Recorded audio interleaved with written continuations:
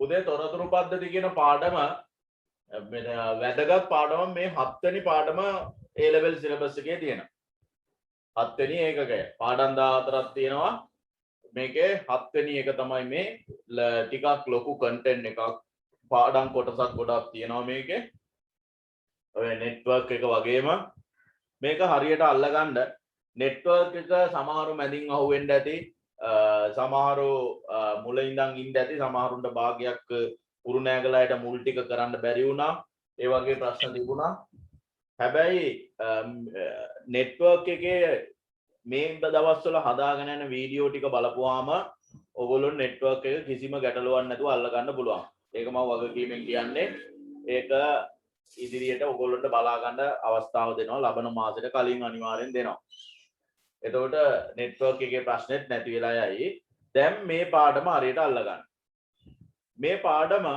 ලකුණු 20ක් 25ක් සමහර කාලවල ලකුණු 25ක් විතරක් ඇවිල්ලා දෙනවා කියන්නේ මේ පාඩමෙන් විතරක් 2015 එහෙම ලකුණු 25ක් විතර ඇවිල්ලා තියෙනවා අනිවාර්යෙන් ලකුණු 18ක් 20ක් නම් ෂුවර් එකටම එනවා ඒ ලෙවල් එකට ඒකින්ද මේක හරි වැදගත් හොඳට මේ මම මේ ලකුණු ප්‍රමාණය කියන්නේ ඔයගොල්ලෝ වැඩි අවධානයක් යොමු කරන්න ඕන නිසා මම අද ගෲප් එකට මැසේජ් එකක් දාන්නම් කියලා හිටියේ මේ ඔක්කොම පුළුවන් අය හැමෝම සම්බන්ධ වෙන්න මේ මම වීඩියෝ එක දැම්මත් එකයි නැතත් එකයි සම්බන්ධ වෙන්න මොකද වීඩියෝ එක පස්සේ බලන්න ඉඳපම සමහරු බලන්නේ නැහැ කම්මැලි හිතෙනවා ඒකින්ද මේ පන්ති වල සහභාගී වෙන්න මොකද අපිට කොහොමද මේ ඉස්සරහට දිගටම මේ මාසයක් දෙකක් තුනක් විතර යනකම් අපිට මෙහෙම තමයි කරන්න වෙන්නේ ඒක නිසා ලකුණු 20ක් උදාහරණයක් ගත්තොත් පළවෙනි පාඩම් දෙවෙනි පාඩම් වලින් එහෙම ලකුණු 5යි 3යි 2යි ඔහොම එන්නේ ලකුණු 5යි උපරිම ඉතින් මේ වගේ පාඩමකින් ලකුණු 20ක් ගන්නවා කියන්නේ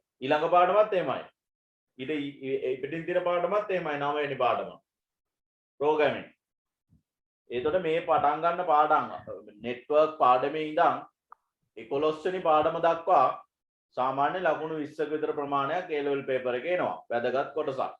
ලකුණු 20ක් කියන්නේ ලොකු ප්‍රමාණයක්. ඒකින්ද හොඳට බලා ගන්න. ලියා ගන්න මාතෘකාව තොරතුරු පද්ධති information system.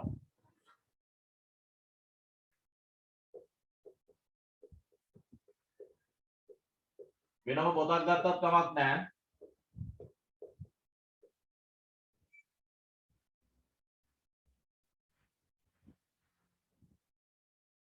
IS කියලා කියනවා. Information system තොරතුරු පද්ධති. ඉනේ දාගන්න.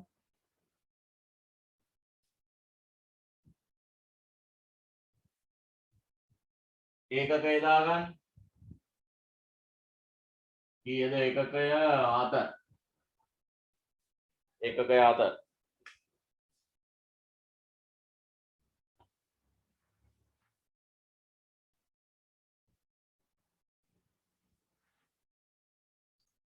පාඩමට අදාළ ප්‍රශ්න ලියා ගන්න.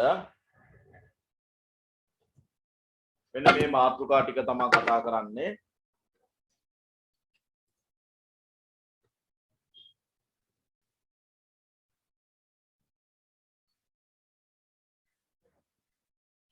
හරි. එක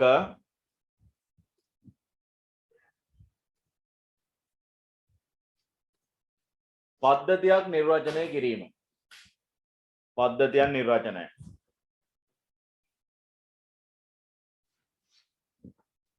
දෙක පද්ධති වර්ගීකරණය.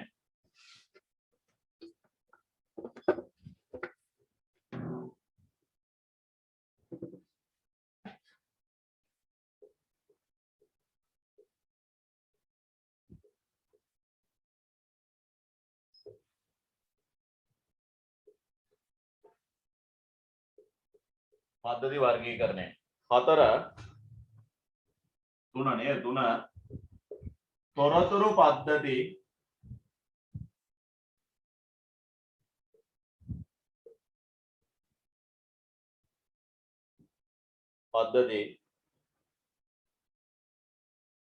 හා තොරතුරු පද්ධති පවත්වාගෙන යන ක්‍රම.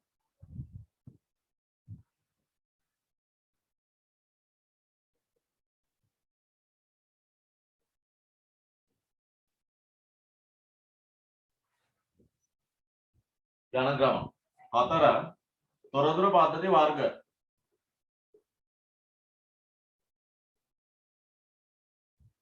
5 පද්ධති සංවර්ධන ජීවන චක්‍රය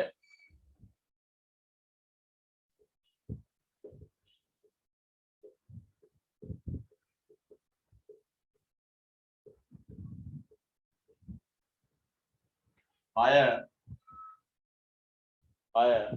පද්ධති සංවර්ධන ආකෘති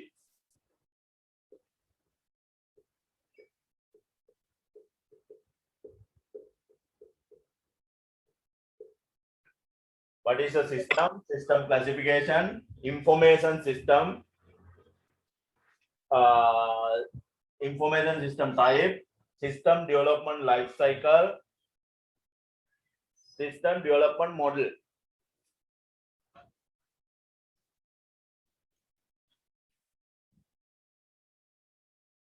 ඔන්න බෝඩ් එකේ තියෙනවා ඕගොල්ලොන්ට මේ පාඩමේදී ආවරණය කරන මාතෘකා ටික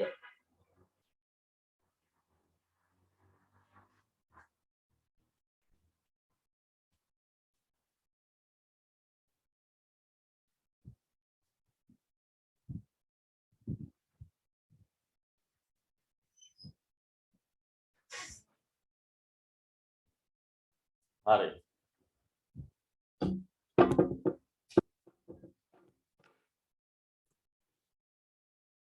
බලා ගන්න උදාහරණයක් වශයෙන් මේ පාඩමේදී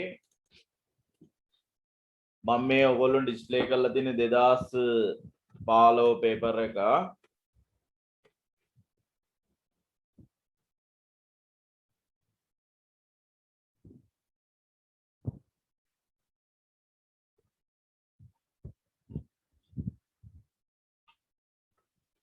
මේක ව්‍යුවගත මේ ඔය පාඩමේ කොටසක් ව්‍යුවගත ඔය පාඩමට අදාළ කොටසක් එතන ලකුණු 3ක ප්‍රමාණයක්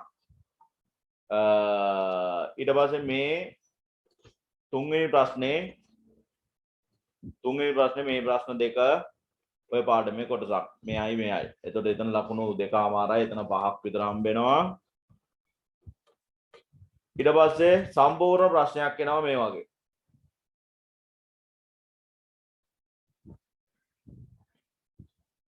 මේදී ලකුණු 15යි මේකට 6 වෙනි ප්‍රශ්නේ සහ ඉරි ගහන්න එනවා තවත් ප්‍රශ්න 8ක් විතර උදාහරණයක් ඉරි ගහනකොට මෙන්න මේ පේපර් එක මේ ළඟදිම ආපු පේපර් එක 2019 ඒ කියන්නේ අලුත් සිලබස් එකේ මෙන්න මේ ප්‍රශ්න 6 වෙනි ප්‍රශ්නේ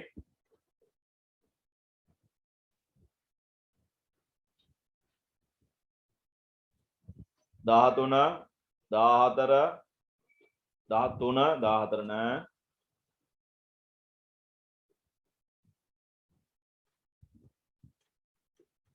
ඔයගොල්ලෝ පේපර් එක දැක්කහම මෙන්න මේ වාගේ ඩයග්‍රෑම් දැකලා ඇති මෙන්න මේකේ තියෙනවද කියලා පොඩ්ඩක් ඉන්න පෙන්නන්නම්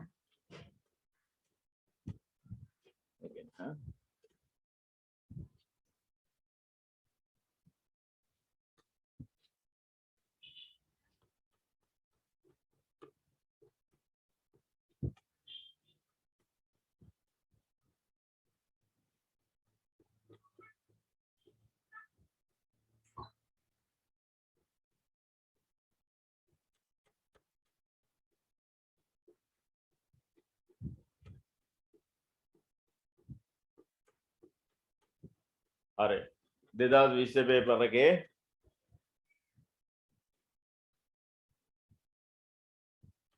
මේ පද්ධති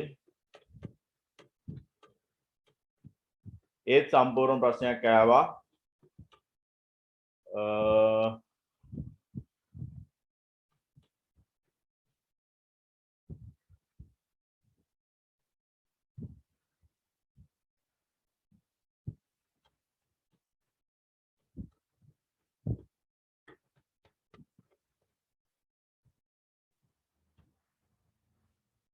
එදින්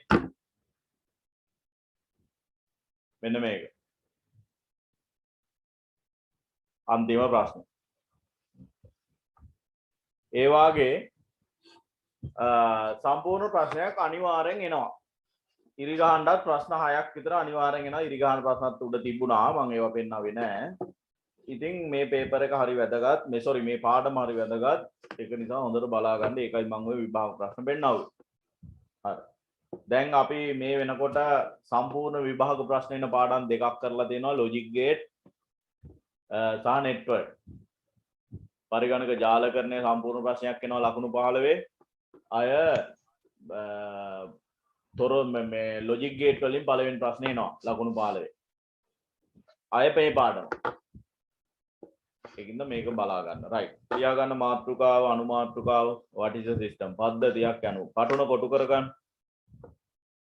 පටුන කොටු කරගන්න මම මේ පටන් ගත්තේ තොරතුරු පද්ධතිය. පළවෙනියටම ලියා ගන්න පද්ධතියක් යනවා.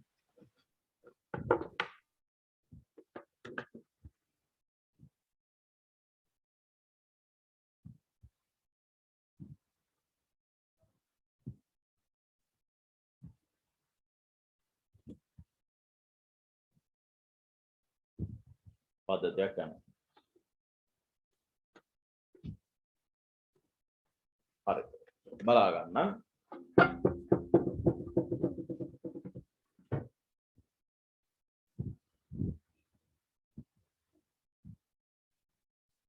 පද්ධතියක් කියලා කියන්නේ යම් කිසි ලියන්න එපා.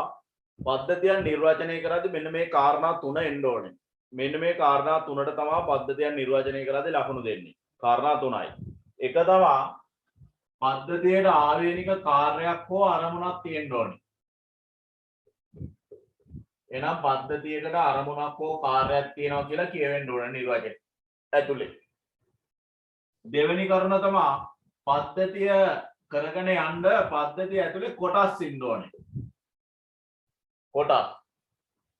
අය තුන්වෙනි කරුණ තමයි පුතේ පද්ධතිය ඒ කොටස් අතර අන්තර් සම්බන්ධතාවක් තියෙන්න ඕනේ. කොටස් අතර සම්බන්ධයක් තියෙන්න ඕනේ.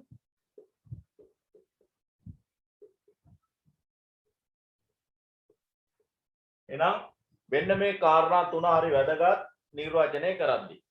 දැන් අපේ ඇඟේ පද්ධති තියෙනවා. ආහාර ජීර්ණ පද්ධතිය, ශ්වසන පද්ධතිය, ඒවා ස්වභාවික හැදිච්ච පද්ධති, ජීව පද්ධති. තව මිනිසා හදපු කෘත්‍රිම පද්ධති තියෙනවා. ATM එක, ATM සිස්ටම් එක, බැංකු පද්ධතිය, පාසල පද්ධතිය, රෝහල් පද්ධතිය, අන්න ඒවා. එතකොට ඔය හැම පද්ධතියකම බලන්න කොටස් නැද්ද කියලා. ආහාර ජීර්ණ පද්ධතිය ගත්තොත් කොටස් නැද්ද? ශ්වසන පද්ධතිය ගත්තොත් කොටස් නැද්ද? තියෙනවා. කොටස් අතර අන්තර් සම්බන්ධයක් නැද්ද? එක ඩිවයිස් එකකින් එක ඩිවයිස් එකකට මොනවා හරි බ්ලඩ් හරි අරයි යන්න ජීර්ණය කරන ආහාර හරි අරයි යන්න සම්බන්ධයක් තියෙනවද නැද්ද? තියෙනවා. ආයෙනම් කොටසුත් ඉන්නවා. කොටස් අතර සම්බන්ධයකුත් තියෙනවා. එතකොට ඒ පද්ධතියට ආවේනික කාර්යයක් නැද්ද? රුධිර සංසරණ පද්ධතිය. ඇඟ පුරා සෛල හරහා රුධිර සර්කියුලේට් කරන එක කරන්නේ රුධිරය. ලේ. ආහාර ජීර්ණය කිරීම, පෝෂක කොටස් උරා ගැනීම කරන ආහාර ජීර්ණ පද්ධතිය. අන්න යම්කිසි කාර්යයක් තියෙනවා. ATM පද්ධතිය. මුදල් ලබා ගැනීම ඕනෑම වෙලාවක. මේ මුදල් තැන්පත් කිරීමත් දැන් කරන්න පුළුවන්. පාසල් පද්ධතිය. ශිෂ්‍යයන්ට අධ්‍යාපනය ලබා දීම. රෝහල් පද්ධතිය රෝගීන් සුව කිරීම.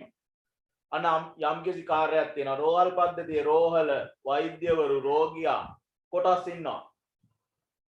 අනිත් ස්ටාෆ් එක කොටස් අතර සම්බන්ධයකුත් තියෙනවා. එහෙනම් හැම පද්ධතියකට පුතේ කාර්යයක් තියෙනවා, කොටස් තියෙනවා. නිකම්ම කොටසුන් නෙවෙයි, කොටස් අතර සම්බන්ධයකුත් තියෙනවා. එහෙනම් මේ තුන් දෙනා දාලා නිර්වචනය හදුවා නම් ලකුණු දෙනවා.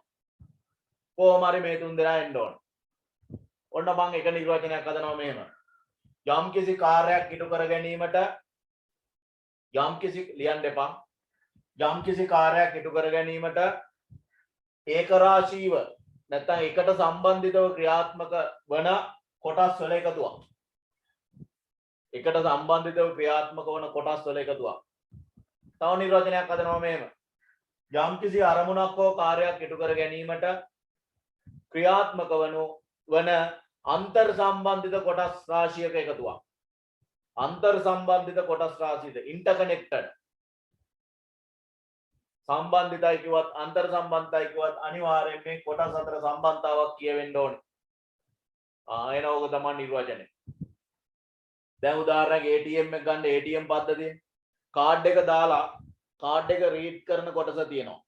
කීබෝඩ් එක තියෙනවා. ඩිස්ප්ලේ එක තියෙනවා. එතකොට ඔය ඕවා ප්‍රොසෙස් කරන කම්පියුටර් එක ඇතුලේ තියෙනවා. තව සර්වර් බේස් සර්වර් එකකුත් කනෙක්ට් වෙලා තියෙනවා ඔකට මැෂින් මේ බැංකුව ඇතුලේ. ඇයි ඔය ගිණුම් මෙහෙම අප්ඩේට් වෙන්නේ එතන ඉන්නේ. එතකොට දැන් බලන්නකෝ මේ කොටස් අතර සම්බන්ධයක් නැද්ද කියලා. එතකොට දැන් ඔය කීබෝඩ් එක මොනිටර් එක කොටසුත් තියෙනවා. කාඩ් රීඩර් එක කොටස් තියෙනවා. කාඩ් එක දාපුවාම එයා කියවලා දෙන ඒවා තමයි කම්පියුටරෙන් හරිද කියලා බලලා ඩිස්ප්ලේ කරන්නේ. එහෙනම් සම්බන්ධයක් තියෙනවා. එයාට ආවේනික අරමුණක් තියෙනවා. ඕක තමයි පද්ධතියක් කියන්නේ. මේ බලා ගන්න මේ ප්‍රසන්ටේෂන් එක.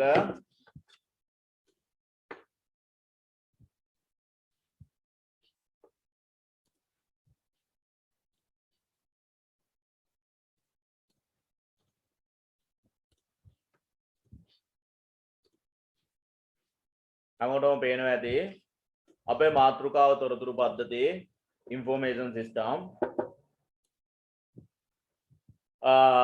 පටුන තමා මේක පද්ධති නිර්වචනය පද්ධති වර්ගීකරණය පද්ධති වර්ග පද්ධති සංවර්ධන ජීවන චක්‍රය පද්ධති සංවර්ධන ආකෘති ක්‍රමවේදයි දෙකම එකට කියලා මං ඉස්සෙල්ලා කිව්වා මේකේ එක මාතෘකාවයි දුන්නේ දෙකම එකට දෙන්නම් ඊට පස්සේ පද්ධතියක් නිර්වචනය කරලා දෙනවා මෙන්න පද්ධතියක් යනවා යම් කිසි කාර්යයක් ඉටු කර ගැනීමට මම දැන් කිව්වා ඒකායන අරමුණක් ඒ කියන්නේ ඒකායන කියලා කියන්නේ නිශ්චිතයි කියන එක නිශ්චිත අරමුණක් සාක්ෂාත් කර ගැනීමද ඉටු කර ගැනීමට අන්තර් ක්‍රියාකාරීත්වයෙන් යුක්තව එක්ව ක්‍රියා කරන එකිනෙකට සම්බන්ධිත අවයව නැත්තම් කොටස් සමූහයක එකතුවක් මම ඕක තවත් විදිහකට ඉස්සෙල්ලා කිව්වා හරි ලියා ගන්න පද්ධතියක් යනෝ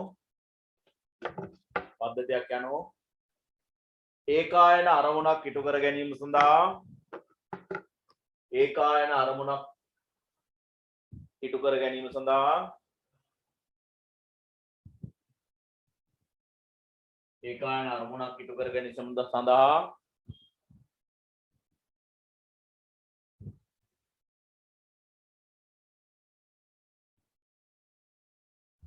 ඒකරාශීව ක්‍රියා කරන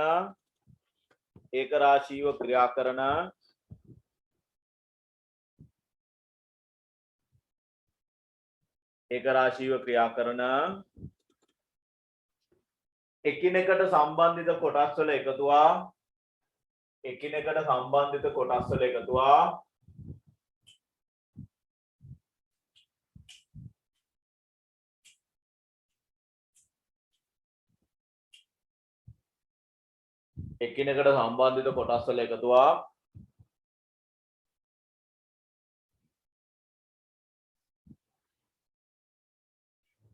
වරාන් ඇතුලේ අවයව වල එකතුවා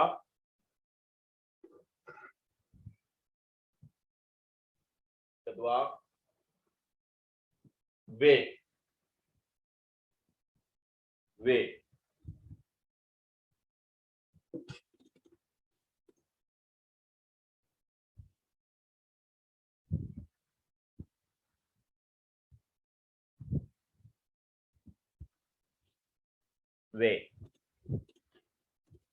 උදාහරණ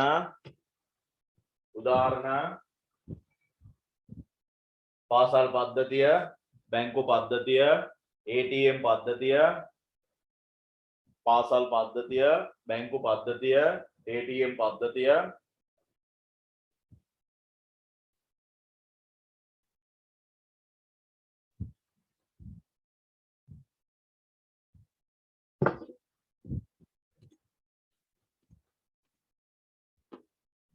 පාසල් පද්ධතිය බැංකු පද්ධතිය මොකද්ද ආයෙත් කියන්නේ කියලා කිව්වේ නිර්වචනයේද පාසල් පද්ධතිය බැංකු පද්ධතිය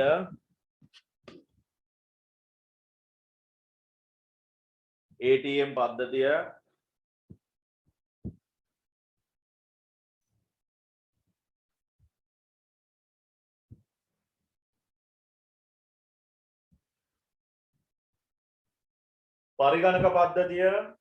පරිගණක පද්ධතියක් කීබෝඩ් මවුස් අරම මේ උපාංග තියෙනවා.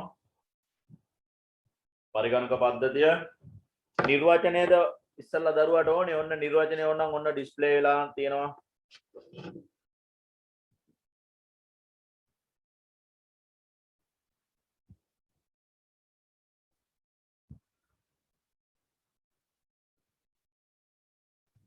හරි. ඔව් සර්.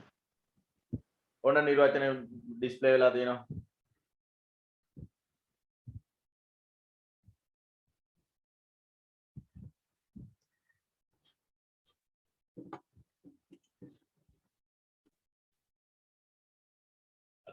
එතකොට අපි මේ පාඩම ඉගෙන ගන්නේ ඉදිරියේදී සිස්ටම් එකක් ඩෙවලොප් කරන ස්ටෙප් ඉගෙන ගන්නවා. අන්න එතකොට මොකද්ද සිස්ටම් එක කියන්නේ දැන් ඉගෙන ගත්තා. ඒකෙන් පාසල් පද්ධතියක් ගොඩනගන්න නෙවෙයි මේකෙන් උගන්වන්නේ. කම්පියුටර් බේස් සිස්ටම් එකක් හදන්න. උදාහරණයක් ATM එක. ATM එකේ ඔය යන්ත්‍රය නෙවෙයි. ඒක ඇතුලේ දුවන software එක. සිස්ටම් එකක්. එතකොට ඔය බිල් දාන software එක සිස්ටම් එකක්. අන්න ඕක තමයි මේ පාඩමේ අරමුණ. ඉදිරියට විශේෂයෙන් වැඩිපුරම ප්‍රශ්න එන පාඩම් තුනක් තමයි ඉදිරි පේපර් වලදී programming language එක database right අය මෙන්න මේ පාඩම තොරතුරු පද්ධතිය. ඔය තුන හොඳට බලා ගන්න ඕනේ. ඔය තුනෙන් වැඩිපුරම පේපර් එකට ප්‍රශ්න දානවා. A level ගුරුවරු එකතු කරලා පේපර් එක හදන සෙමිනාර් එකක් තියලා ඔය පාඩම් තුන ටිකක් බර තියනවා කියලා කිව්වා. එතකොට ඒ තුන හොඳට බලා ගන්න ඕනේ. ඒක එකක් තමයි මේක විශේෂයෙන් programming language එක වැඩිපුර දානවා database. මොකද මේ දේවල් නැතුව තොරතුරු පද්ධතියක් develop කරන step දන්නේ නැතුව ළමෙක් A level IT කරලා වැඩක් නැහැ කියලා තමයි මතේ තියෙන්නේ.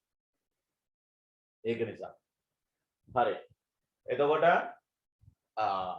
දැන් ඕගොල්ලෝගේ කාගේ හරි ළඟ හරි ඕගොල්ලෝගේ හරි කඩයක් තියෙනවා නම් ඕකේ දැන් බිල් දාන්නේ පරිගණකේ පාදක කරගන්න නැතුව නම් ඕගොල්ලෝ දැන් බිල් දාන සිස්ටම් එකක් හදන්න කියනවා. ඕක තොරතුරු පද්ධතියක් තමයි. අන්න ඔය තොරතුරු පද්ධති ඩෙවලොප් කරන්නේ කොහොමද කියලා උගන්වන්න යන්නේ. ඊට කලින් පද්ධතියක වපසරිය කතා කරන්න තියෙනවා සිලබස් එකේ. පද්ධතියක් කියන්නේ මොකක්ද? ඒකේ අරමුණු මොනවද? අන්න ඒවා. හරි. ආගන්න ඊළඟ පුතේ පද්ධතියක ප්‍රධාන සංඝටක තුනක් තියෙනවා. මූලිකාංග තුනයි පද්ධතියක. අපි ඒක දන්නවා දැනටම. පරිගණක පද්ධතියකත් මූලිකාංග තුනයි. පරිගණකයට අපි දත්ත ඇතුළත් කරනවා. ඒවට අපි නමක් කියනවා ආදාන. ඊට පස්සේ සැකසීම කරනවා. input process. ඊට පස්සේ output ප්‍රතිදාන. මේ තමයි පද්ධතියක තියෙන මූලිකාංග තුන. input process output. බලන්න හිතලා ඔය හැම පද්ධතියකටම input process output නැද්ද කියලා? ATM එකේ input process output නැද්ද? ආහාර ජීර්ණ පද්ධතියේ input process output නැද්ද? ශ්වසන පද්ධතියේ input process output නැද්ද? තියෙනවා. පාසල් පද්ධතියේ සිසුන් අරමුදල් පෙළපොත් තමයි input. ඉගෙනුම් ඉගැන්වීම් ක්‍රියාවලිය හා පුහුණුව දෙනවා. අන්න process එක. ඉගෙනුම් ඉගැන්වීම් ක්‍රියාවලිය හා පුහුණුව සමහර විෂයන් වලින් පුහුණුවක් දෙන්නේ. ශාරීරික අධ්‍යාපනය වගේ. ඉගෙනුම් ඉගැන්වීම හා මේ පුහුණුව. ඊට පස්සේ ප්‍රතිඵලය කාගේ හරි මයික් එකක් ඔන්නලා. ප්‍රතිඵලය තමයි පුතේ උගත් සිසුන් සමාජයට වැඩදායි සිසුන්. අන්න ප්‍රතිඵලය output එක. ATM එකක් ගන්න කාඩ් එක ඇතුල් කරනවා. අවශ්‍ය මුදල් ප්‍රමාණය ඇතුල් කරනවා. භාෂාව තෝරනවා. අන්න input. ඊට රහස්‍ය අංකය ඇතුල් කරනවා. input. ඊට පස්සේ රහස්‍ය අංකය හරිද කියලා බලනවා. එතකොට ඉල්ලපු මුදලට ගැළපෙන මුදලක් ශේෂයේ තියනවාද කියලා බලනවා. නැත්තම් මැසේජ් එකක් දෙනවා ඔබට මේ ප්‍රමාණවත් මුදලක් ඔබගේ ගිණුමේ නැත කියලා. අන්න සැකසීම්. ගිණුම් ශේෂයේ ආවත්කාලීන කරනවා. සැකසීම්. ඊට පස්සේ මුදල් එළියට දෙනවා. කාඩ් එක එළියට දෙනවා. ගිණුම් ශේෂය පෙන්නනවා. අන්න ප්‍රතිදාන. එනා හැම පද්ධතිය කම්පියුටර් පද්ධතිය අකුරු සංකේත ඉලක්කම් විධාන වගේ ඒවා ඉම්පෝට් කරනවා. ඒවා ක්‍රමානුකූලව සකසනවා. මොනිටර් එකෙන් ප්‍රතිඵලයක් තොරතුරු වශයෙන් ප්‍රතිදානය කරනවා. තොරතුරු වශයෙන් ප්‍රතිදානය කරනවා. ආම් ප්‍රතිදාන. අයනල් ලියා ගන්න පද්ධතියක සංඝටක තුනකි. පද්ධතියක මූලිකාංග තුනකි. අපි ඒකටම ලියා ගමු. වෙනම මාතෘකාවක් ඉදිරි ලිව්වත් කමක් නැහැ. පද්ධතියක මූලිකාංග තුනකි. නැත්නම් පද්ධතියක මූලික සංඝටක තුනකි. අපි අලුතෙන් සම්බන්ධ වෙච්ච දරුවෙක් ඉන්නවා. මෙන්න පද්ධතියක් යනු කියලා පටන් ගත්තේ මේක තමයි පටුන තොරතුරු පද්ධති නිර්වචනය පද්ධති වර්ගීකරණය තොරතුරු පද්ධති වර්ග. ඒකේ පළවෙනි එකේ තමයි අපි මේ කතා කර ඉන්නේ පද්ධතියක් යනවා. එහෙනම් ලියා ගන්න පද්ධතියක මූලික සංඝටක basic element of system. ලියා ගන්න පද්ධතියක මූලික සංඝටක තුනකේ එනම් එක ආදානය ක්‍රියාවලිය ප්‍රතිදානය. ආදානය ක්‍රියාවලිය ප්‍රතිදානය.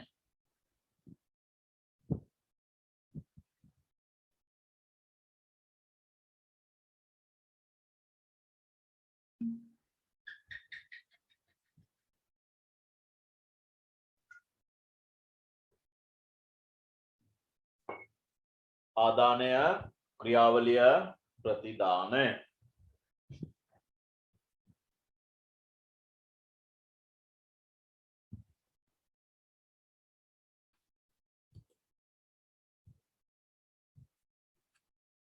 හරි.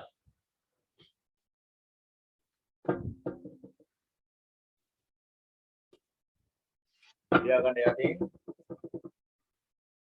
අභ්‍යාස අභ්‍යාස අභ්‍යාස කියලා ලියා ගන්න.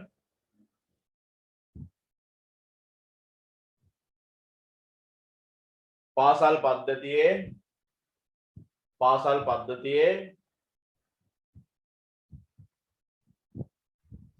පහත සඳහන් කොටස් වලට උදාහරණ ලියන්න. පාසල් පද්ධතියේ පහත සඳහන් කොටස් වලට උදාහරණ ලියන්න.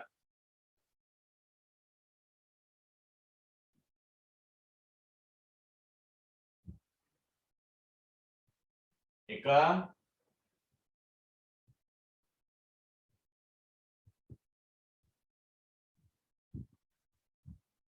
අරමුණ දෙක ආදාන තුන සැකසීම නැත්නම් ක්‍රියාවලිය හතර ප්‍රතිදාන. ඔන්න උදාහරණ ඉස්සරහින් ලියන්න.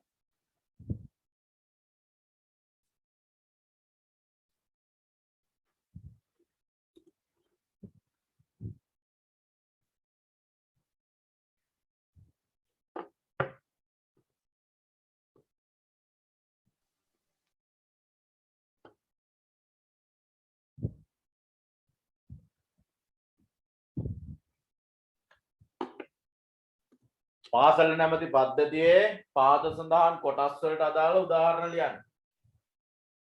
පාසල නැමැති පද්ධතියේ පාද සඳහන් කොටස් වලට අදාළ උදාහරණ ලියන්න.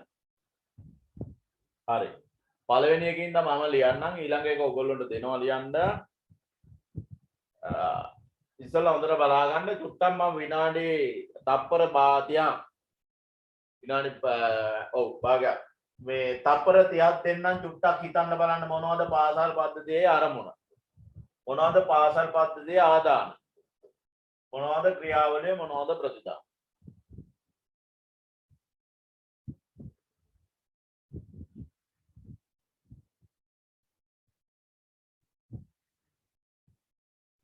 හරි. උදේ ආරමුණ තමයි ඉගෙනුම් ඉගැන්වීම හා පුහුණුව ලබා දී සමාජයට වැඩදායී පුද්ගලයන් බිහි කිරීම. බුද්ධිමත් පුද්ගලයන් බිහි කිරීම. කෙටියෙන් කිව්වොත් බුද්ධිමත් සමාජයට වැඩදායී පුද්ගලයන් බිහි කිරීම. ආයතන ආදාන තමයි පෙළපොත් සිසුන් ගුරුවරු වෙනත් අරමුදල් වගේ දේවල් ආදාන.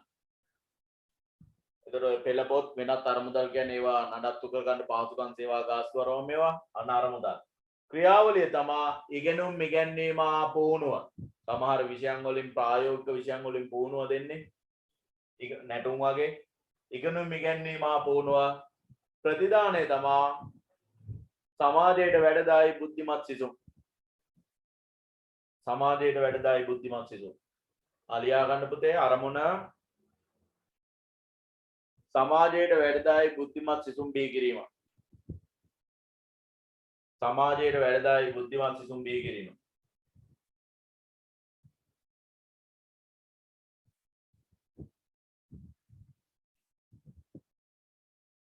ආදාන සිසුන්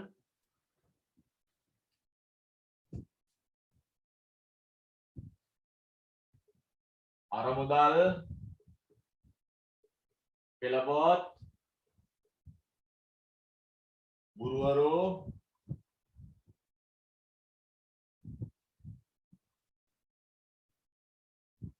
ආදිය. ක්‍රියාවලිය ඉගෙනුම් ඉගැන්වීම හා පුහුණුව. ඉගෙනුම් ඉගැන්වීම හා පුහුණුව. ඉගෙනුම් ඉගැන්වීම හා පුහුණුව.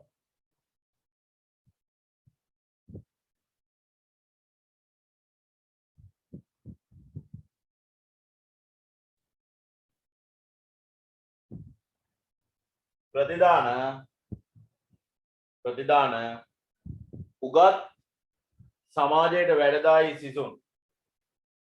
උගත් සමාජයට වැඩදායි සිසුන්.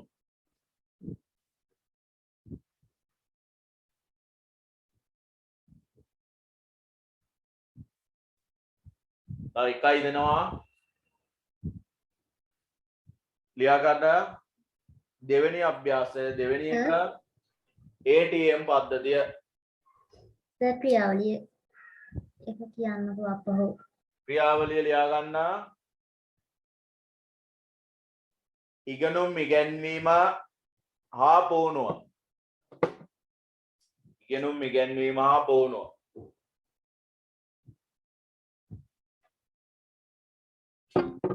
ඉගෙනුම් ඉගැන්වීම හා පුහුණුව ක්‍රියාවලිය. ප්‍රතිදානය තමා උගත් සමාජයට වැඩදායි සිසුන්.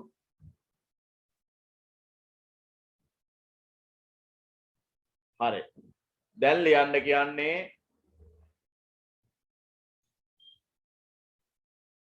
ATM පද්ධතිය ගැන. ලියන්න බලන්න. ATM පද්ධතියේ තර 4 අරමුණ ආදාන සැකසීම ප්‍රතිදාන ලියන්න. ෂුවර් නැත්නම් පැන්සලකින් වගේ ලියන්න. කටුවට ලියන්නකෝ.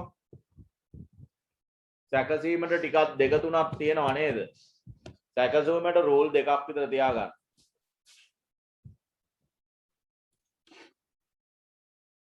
ATM පද්ධතිය අරමුණ තමා ඕනෑම වෙලාවක මුදල් ලබා ගැනීම. ඕනෑම වෙලාවක මුදල් ලබා ගැනීම. රෑද දවල්ද උදේද පාන්දරද ප්‍රශ්නයක් නැහැ. ඕනෑම වෙලාවක මුදල් ලබා ගැනීම. අරමුණ.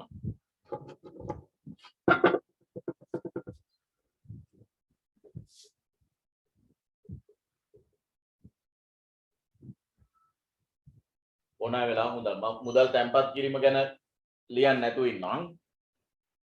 ඒවට CDM මැෂින් කියලා කියන්නේ කැෂ් ඩිපොසිට් මැෂින්. ඕන අරමුණ තමා ඕනෑ වෙලාවක මුදල් ලබා ගැනීම. ආදාන ATM එකට අපි ආදාන කරන්නේ මොනවද? කාඩ්පත වෙනම රහස් සංඛ්‍ය වෙනම ලියන්න බෑ. ඒ දෙකම සාමාන්‍ය අපි එකට ඒ කියන්නේ ජොයින් කරලා ගන්නේ දෙන්නම එකක් විදියට. කාඩ්පත සහ රහස් සංඛ්‍ය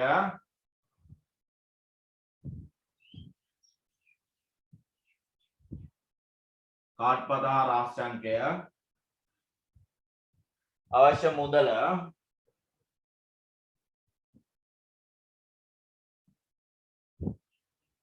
මුදල වගේ දේවල් අපි ඉන්පුට් කරනවා. ඊට පස්සේ ක්‍රියාවලිය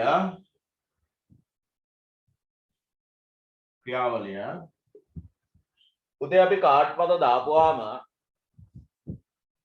රහස්‍යංකය දාපුවාම කාඩ්පත නිවැරදි එකක්ද එක්ක වෙන බැංකුවක එකක්ද රහස්‍යංකයේ කාඩ්පතේ අංකයත් එක්ක ගැලපෙනවද කාඩ්පතේ තොරතුරුත් එක්ක ගැලපෙනවද අන්න ඕවා බලනවා. ඕක ක්‍රියාවලිය. ඒතර ගැලපෙන්නේ නැත්තම් ඔබගේ කාඩ්පත වළංගු නෙවෙයි ඔබගේ රහස්‍යංකය වළංගු නෙවෙයි කියලා මැසේජ් එනවනේ. ඉතින් එහෙම මැසේජ් එකක් දෙන්න නම් අනිවාර්යෙන් ඇතුලෙන් බලන්න එපයි. ගැලපෙනවද කියලා. නැත්තම් ගහන ඕනම පින් අංකයක් ගන්න එපයි. එහෙනම් කාඩ්පතය රහස්‍යංකයේ වළංගුතාව පරීක්ෂා කිරීම වැලිඩේෂන් එක.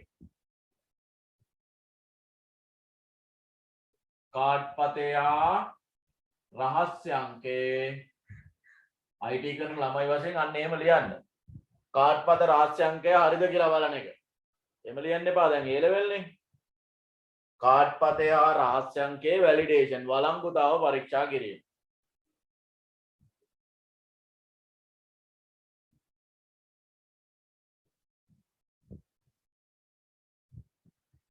වළංගුතාව පරීක්ෂාව දෙක ගිණුම් ශේෂය පරීක්ෂා කිරීම. අපි මුදල ගාපුවා මේ ප්‍රමාණවත් ශේෂයක් තියෙනවද කියලා බලන්න එපේ. ඒකටත් මැසේජ් එකක් දෙනවා. එහෙම ප්‍රමාණවත් ශේෂයක් තිබ්බොත් ඉදිරියට යනවා. ප්‍රමාණවත් ශේෂයක් නැත්නම් ඔබගේ ගිණුම් ශේෂය ප්‍රමාණවත් නෙවෙයි. අන්න එළියට මැසේජ් එකක් දෙනවා. ලියා ගන්න දෙක ගිණුම් ශේෂය පරීක්ෂා කිරීම. ගිණුම් ශේෂය පරීක්ෂා කිරීම. 3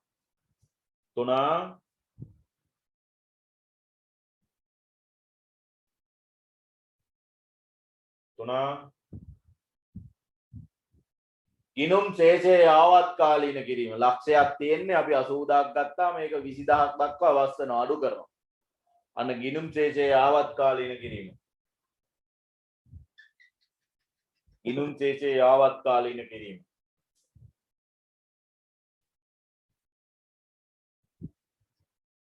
අප්ඩේට් කරනවා කියන්නේ ගිණුම් ශේෂය යාවත්කාලීන කිරීම.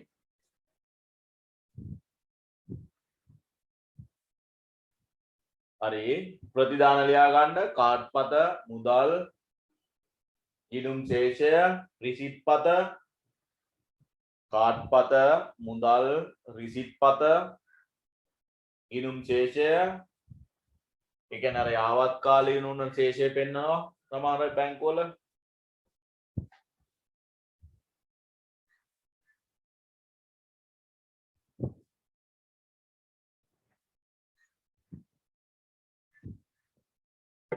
හරි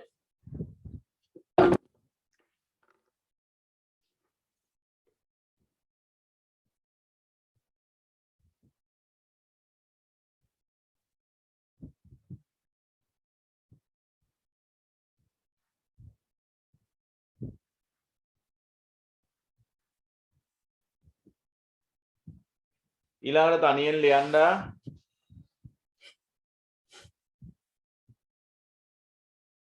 ආයෙක ඕනේ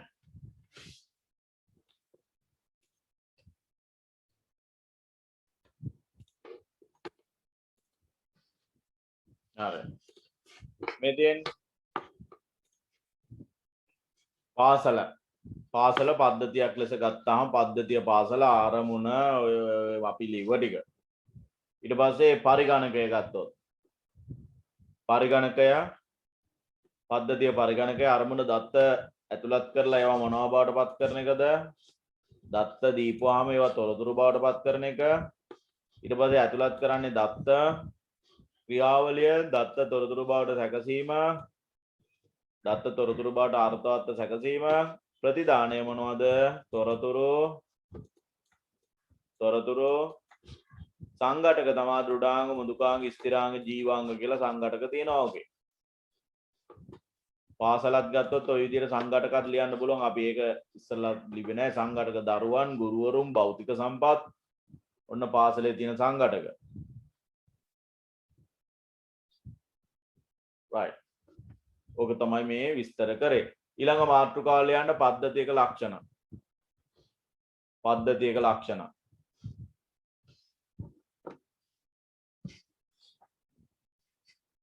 පද්ධතියක පවතිය යුතු ලක්ෂණ.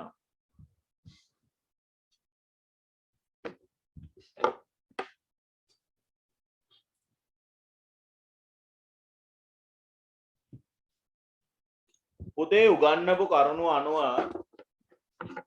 දැනට උගන්වපු කරුණු අනුව ඕගොල්ලෝ පද්ධතියක පැවතිය යුතු ලක්ෂණ තුනක් දැනටමත් දන්නවා. පද්ධතියක පැවතිය යුතු ලක්ෂණ තුනක් දැනටමත් දන්නවා. මෙනෙහි කරන්න බලන්න මොනවද ලක්ෂණ තුන? නිර්වචනය ඇතුලේ තිබ්බා ඒක. නිර්වචනය ඇතුලේ තිබ්බ ලක්ෂණ තුනක්. පද්ධතියක අනිවාර්යෙන් තියෙන්න ඕන ලක්ෂණ තුනක් තමයි ඒ. එක අරමුණක් හරි කාර්යයක් පවතින එක. ඒකායන අරමුණක් කියමුකෝ අපි. ආවේනික ඒකායන අරමුණක් හෝ කාර්යයක් පැවතීම. කියන්න එපා. දෙක අර දෙන්නම එකතු කරලා මම ලියන්නම් අන්තර් සම්බන්ධිත කොටස් පැවතීම.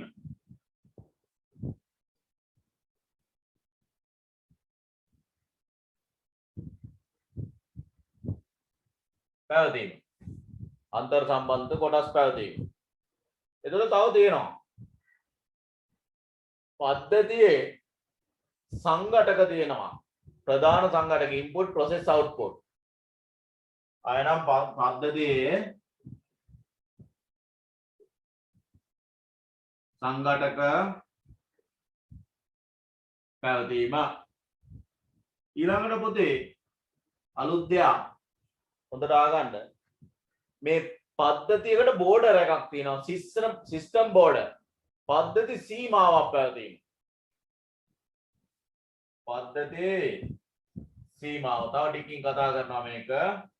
පද්ධති සීමාව. ඒ කියන්නේ මෙහෙමයි. පද්ධතියට අයත් කොටසයි අයත් නොවන ඒවායි වෙන් කරන බෝඩර් එක මායිම.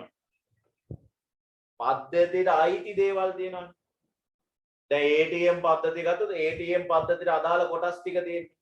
ඒ කොටස් ටිකයි ATM පද්ධතියේ ඒ කොටස් වලට පරිබාහිරින් ඉන්න කොටසොයි වෙන් කරන මායිම සීමාව.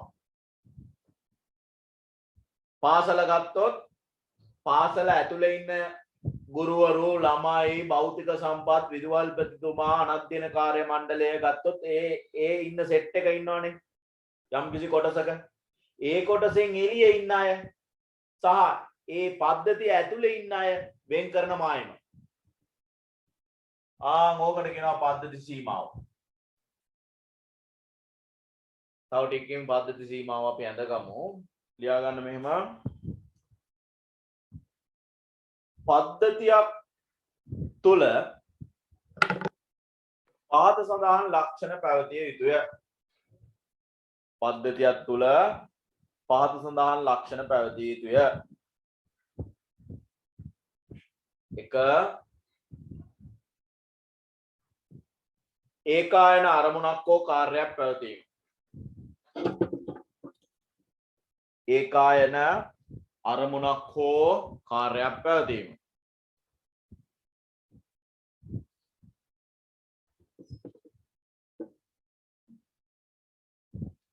ඒකායන අරමුණක් හෝ කාර්යයක් පැවතීම.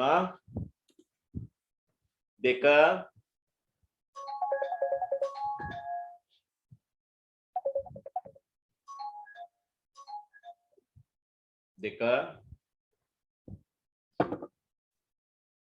සංඝටක එකකට වඩා පැවතීම. සංඝටක එකකට වඩා වැඩියෙන් පැවතීම.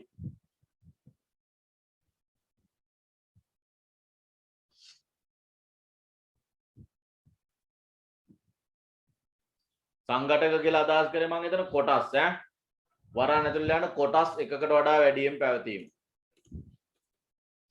කොටස් එකකට වඩා වැඩියෙන් පැවතීම.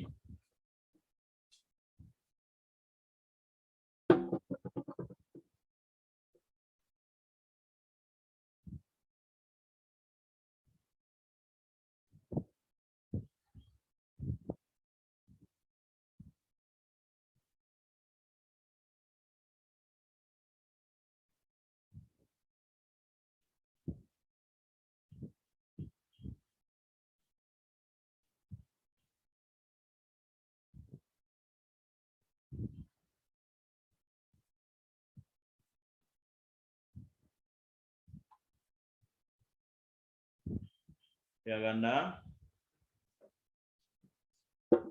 කොටස් එකකට වඩා වැඩියෙන් පැවතීම 3 කොටස් අතර අන්තර් සම්බන්ධයක් පැවතීම කොටස් අතර අන්තර් සම්බන්ධයක් පැවතීම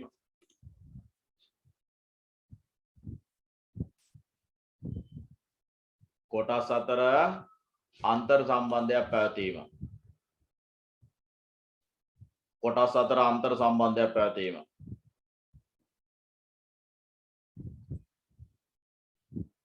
පළවෙනි එක ලිව්වා ඒකායන අරමුණක් හෝ කාර්යයක් පැවතීම දෙවෙනි එක ලිව්වා අන්තර් සම්බන්ධ කොටස් එකකට වඩා නැත්නම් සංඝටක එකකට වඩා පැවතීම කොටස් එකකට වඩා පැවතීම තුන්වෙනි එක කොටස් අතර අන්තර් සම්බන්ධයක් පැවතීම කොටස් අතර අන්තර් සම්බන්ධයක් පැවතීම හතර පද්ධති සීමාවක් පැවතීම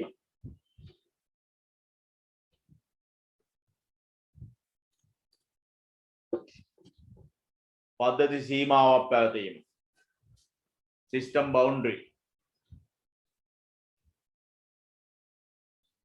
පද්ධති සීමාවක් පැවතීම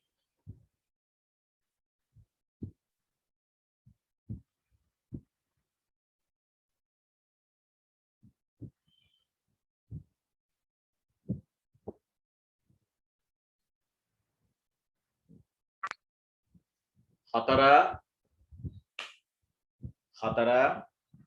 අහගන්න මේක චුට්ටා ස්ක්‍රීන් එක දිහා බලා ගන්න පුතේ සමහර පද්ධති වල තියෙනවා තවත් ඇතුලේ පද්ධති උපපද්ධති දැන් උදාහරණයක් ගත්තොත් ඕගොල්ලෝ පාවිච්චි කරන උපාංගයක් ගත්තොත් දැන් හිතන්නකෝ කම්පියුටර් එක පරිගණකය කියන්නේ පද්ධතියක් හැබැයි පරිගණකයේ ඇතුලේ ප්‍රොසෙසර් එක සිස්ටම් යුනිට් එක CPU එක කියන්නේ ආය නැවත උපපද්ධතියක් සෙන්ට්‍රල් ප්‍රොසෙසිං යුනිට් කියන්නේ තව උපපද්ධතිය. එයාගේ ඇතුලේ කොටස් තුනක් තියෙනවා. මොනවද තුනක් තියෙන්නේ? ALU, CU, memory register. කීවෙනි පාඩමෙන්ද ඉගෙන ගත්තේ? දෙවෙනි පාඩමේ.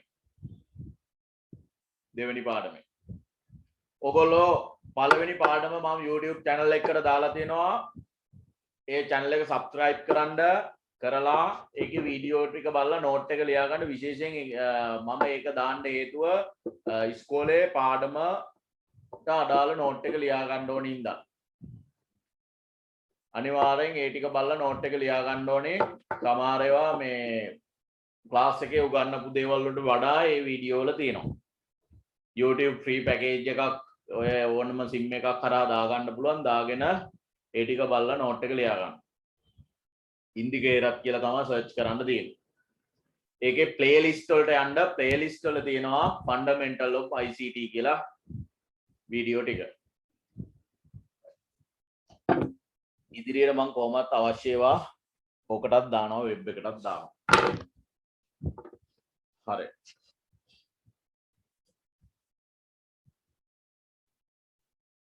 එතකොට පද්ධතියක් ගත්තොත් පද්ධතිය ඇතුලේ උපපද්ධති තියෙනවා. දැන් වාහනය ගත්තොත් සමස්තය පද්ධතියක්.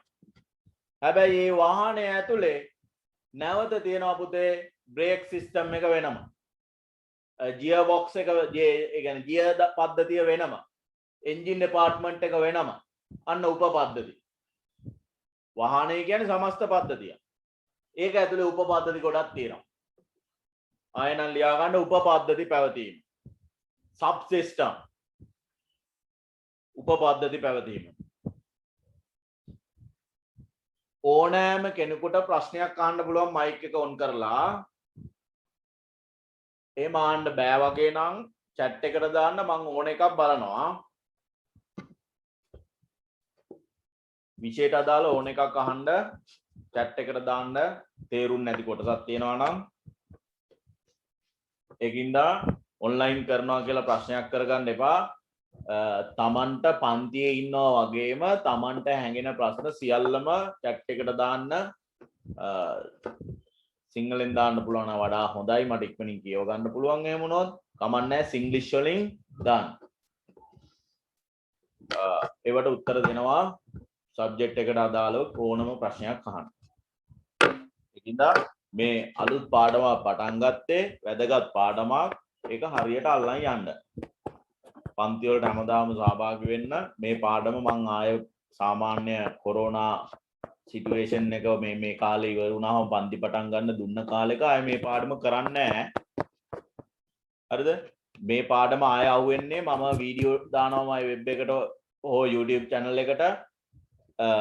එතනින් තමයි අල්ල ගන්න වෙන්නේ. ඒක මං එක්ස්ට්‍රා කරන දෙයක් ඕගොල්ලොන්ට. පන්තියට යම් දවසක කොටසක තේරුම් නැත්නම් ඒ කොටස හරි වීඩියෝ එකෙන් බලා ගන්න තමයි අවස්ථාව දෙන්නේ. ඒක නිසා මේක හොඳට අල්ල ගන්න.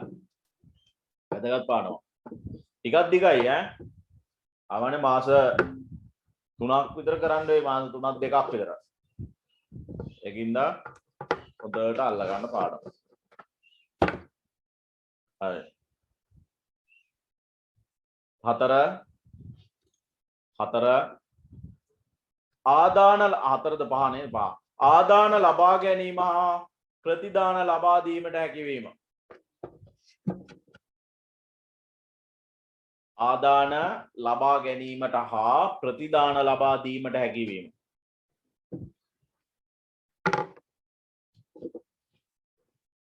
මේ ලියා ගන්න බැරි වෙච්ච කෙනෙක් ඉන්නවා නම් ඔන්න ලියා ගන්න. මේ තමා පද්ධතියක තියෙන ලක්ෂණ.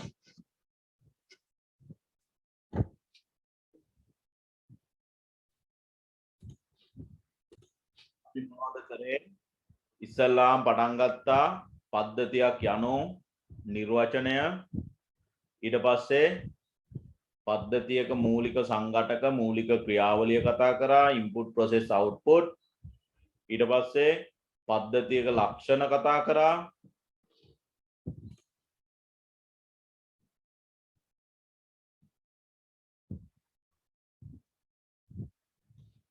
පද්ධති සීමාවක් පවතිනවා මොකක්ද කියන්නේ කියලා තියෙනවා. පද්ධති සීමාව වෙනම නිර්වචනය දෙනවා. මේ මෙතන. ඒකින්ද ඒකට ප්‍රශ්නයක් කරගන්න එපා. හරිනේ පුතේ? හරි. ඊට පස්සේ පාසල නැමැති පද්ධතියේ තියෙන දේවල් කතා කරා, පරිගණකය කතා කරා, ATM එක කතා කරා.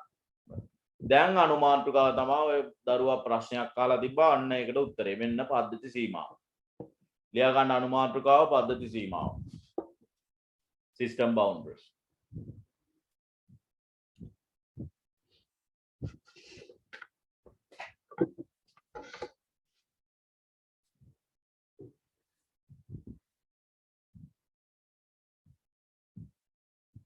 පද්ධති සීමාව.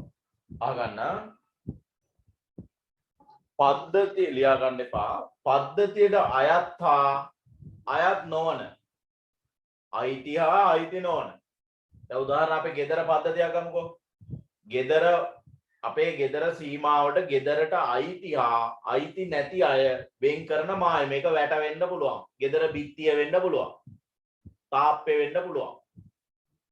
එතකොට මේ ගෙදර තියෙන දේවලුයි පිට දේවලුයි වෙන් කරන මායිමට තමයි සීමාව කියන්නේ. ඒ ගෙදරනේ. මම මේ කියන්නේ පද්ධතියක. එතකොට පද්ධතියකට අයිති දෑයි අයිති නොවන දෑයි. අයිති දේවලුයි අයිති නැති දේවලුයි වෙන් කරන සීමාව. ලියා ගන්න. පද්ධති සීමාව යනෝ පද්ධතියට අයත් සංරචක. පද්ධතියට අයත් සංරචක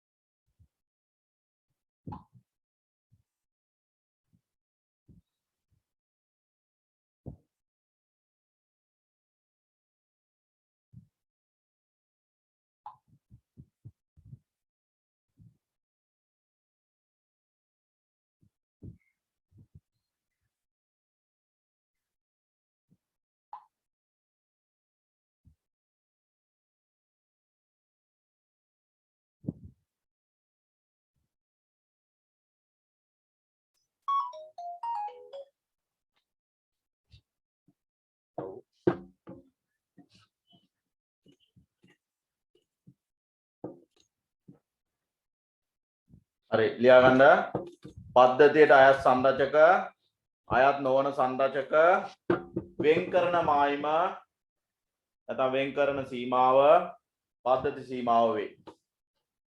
පද්ධතියට අයත් සංරචක අයත් නොවන සංරචක පද්ධතියට අයත් සංරචක අයත් නොවන සංරචක වෙන් කරන මායිම නැත්නම් වෙන් කරන සීමාව පද්ධති සීමාව වේ.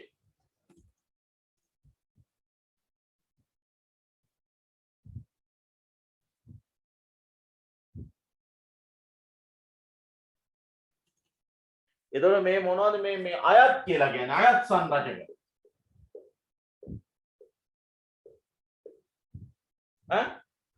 අයත් සංරචක කියලා කියන්නේ පුතේ අර පද්ධතියේ අරමුණක් තිබ්බේ තියෙන්නේ හැම පද්ධතියකටම අන්නේ අරමුණට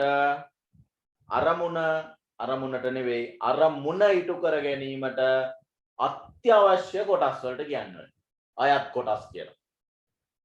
දැන් උදාහරණ ATM පද්ධතිය අර පින් අංකය ගහන කීබෝඩ් එක නැත්නම් ටච් ස්ක්‍රීන් එක ඒක අත්‍යවශ්‍යයිනේ පද්ධතියේ ක්‍රියාකාරීත්වයට අදාළ අරමුණ සඳහා අරමුණ සාක්ෂාත් කරගන්න නම් ඒක අනිවාර්යයි. එතකොට ආන් ඒවා තමයි පුතේ අරමුණට අත්‍යවශ්‍ය කොටස් තමයි අරමුණ ඉටු කර ගැනීමට අත්‍යවශ්‍ය කොටස් තමයි අයත් සංරචක කියන්නේ. එතකොට ඒ අයත් ඒවයි අයත් නොවන ඒවයි වෙන් කරන සීමාව පද්ධති සීමාව වේ. ලියා ගන්න ඒ නිර්වචනයේ යටතේම ලියා ගන්න පද්ධතියට අයත් සංරචක යනු පද්ධතියට අයත් සංරචක යනු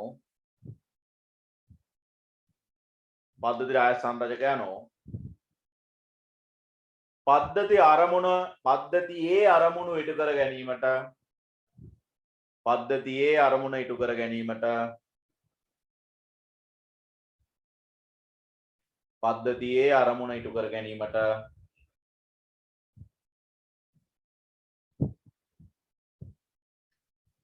අත්‍යවශ්‍ය වන සංඝටක නැත්නම් අත්‍යවශ්‍ය වන කොටස් වේ. අත්‍යවශ්‍ය වන කොටස් වේ.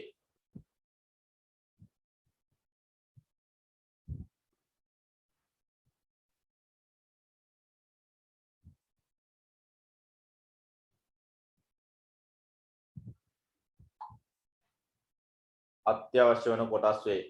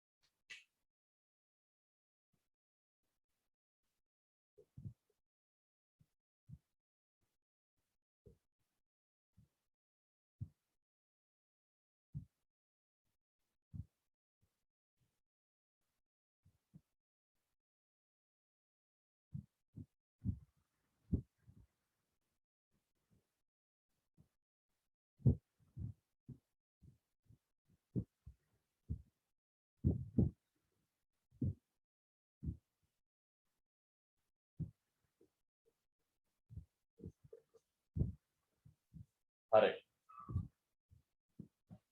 මෙන්න මෙයා තමයි පුතේ ඔය සීමාව කියන්නේ.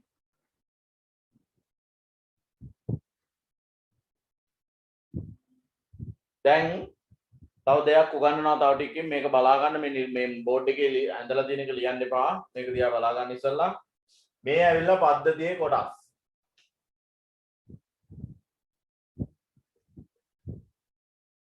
මේ පද්ධතියේ කොටස්. හරිද?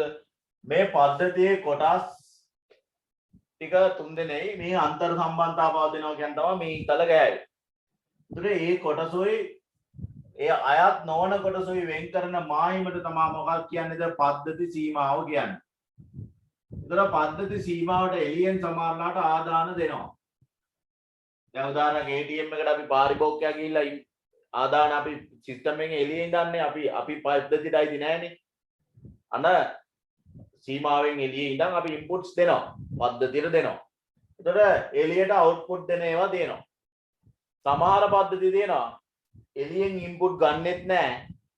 එළියට අවුට්පුට් දෙන්නෙත් නැති පද්ධති තියෙනවා. ඒවා අපි තව ටිකකින් කතා කරනවා. තව විනාඩි 10කින් වගේ. දැන් තව නිර්වචනයක් කියන්න යන්නේ මේ පද්ධති සීමාවෙන්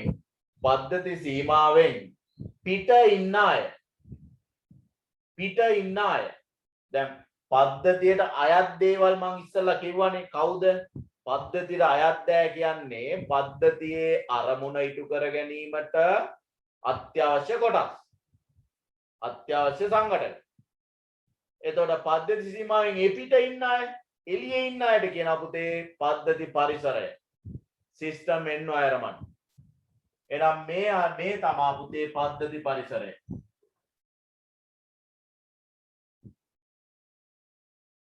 පද්ධති පරිසරය. එතකොට පාසල ගත්තොත් පාසලේ වැටෙන් එළියේ ඉන්නේ පාසල් ප්‍රජාව. ආයෙනම් පාසලේ ප්‍රජාව අයිති වෙන්නේ පද්ධති පරිසරයට. එහෙනම් පද්ධති තව විදිහකට ඕනනම් මේම ලියන්න පුළුවන් නිර්වචනය. පද්ධති සීමාවේ. පද්ධති පරිසරයත් පද්ධතියේ කොටසුත් වෙන් කරන මායිම. ඒත් හරි. පද්ධති පරිසරයත් පද්ධතියේ කොටසුත් වෙන් කරන මායිම. ලියා ගන්න ඊළඟ නිර්වචනය පද්ධති පරිසරය. පද්ධති පරිසරය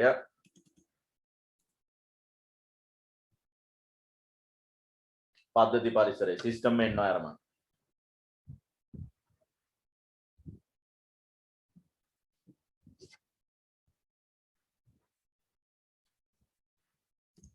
පද්ධති සීමාවට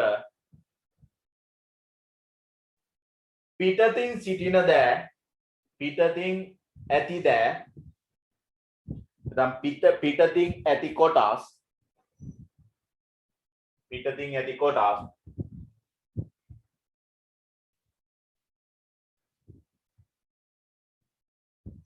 පිටතින් ඇති කොටස්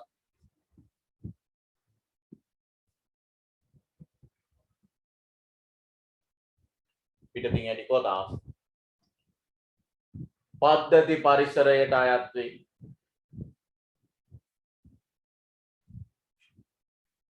පද්ධති පරිසරයට අයත් වේ.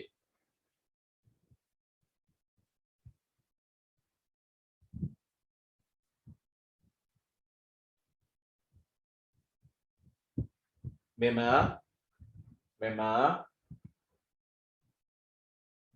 චුට්ටක් අහගන්න පුතේ මේ එළියේ ඉන්න අය මේ පද්ධතිය ඇතුලේ ඉන්න කොටස් වගේ පද්ධතියේ ක්‍රියාකාරීත්වයට අත්‍යවශ්‍ය නැහැ. පද්ධතියේ ක්‍රියාකාරීත්වයට අත්‍යවශ්‍යම නැහැ. එළියේ ඉන්න අය. එහෙනම් මේක එක ලියාගමු අපි. මෙය පද්ධතියේ ක්‍රියාකාරීත්වයට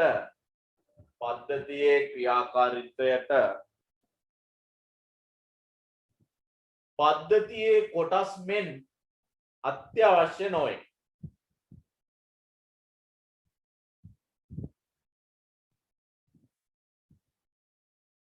පද්ධතියේ ක්‍රියාකාරීත්වයට පද්ධතියේ කොටස් මෙන් අත්‍යවශ්‍ය නොවේ. පද්ධතියේ කොටස් වගේ ඕන වෙන්නේ නැහැ.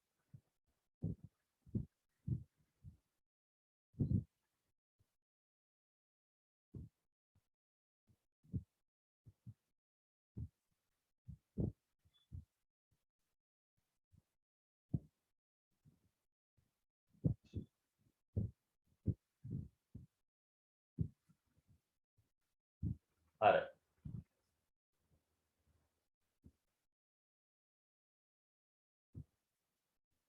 ඊළඟ වෙනම රූලෙන් ලියන්න සමහර පද්ධතිවල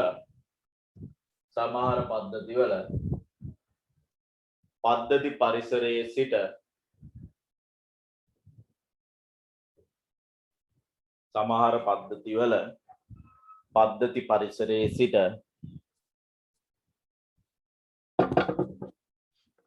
පද්ධතියට ආදානයන් ලබා දෙයි.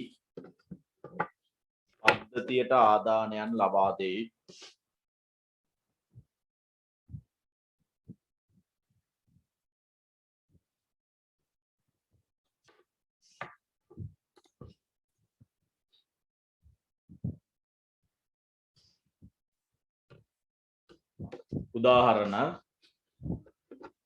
ලබා දෙයි කියලා ලියලා යටින් උදාහරණ කියලා ලියා ගන්න. පාසල නම් පද්ධතියේ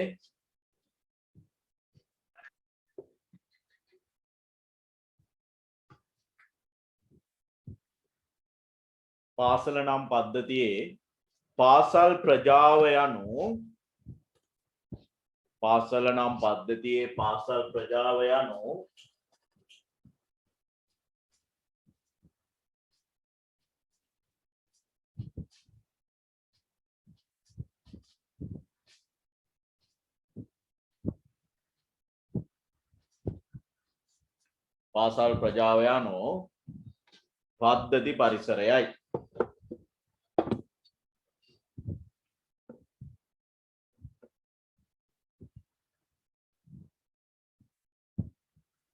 හරි. බෝඩ් එකේ තියෙන රූප සටහන ඇඳ ගන්න.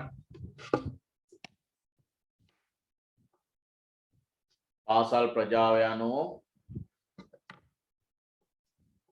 පද්ධතියේ පරිසරයට අයත් දෑවේ. පද්ධතියේ පරිසරයයි. බෝඩ් එකේ තියෙන රූප සටහන ඇඳ ගන්න.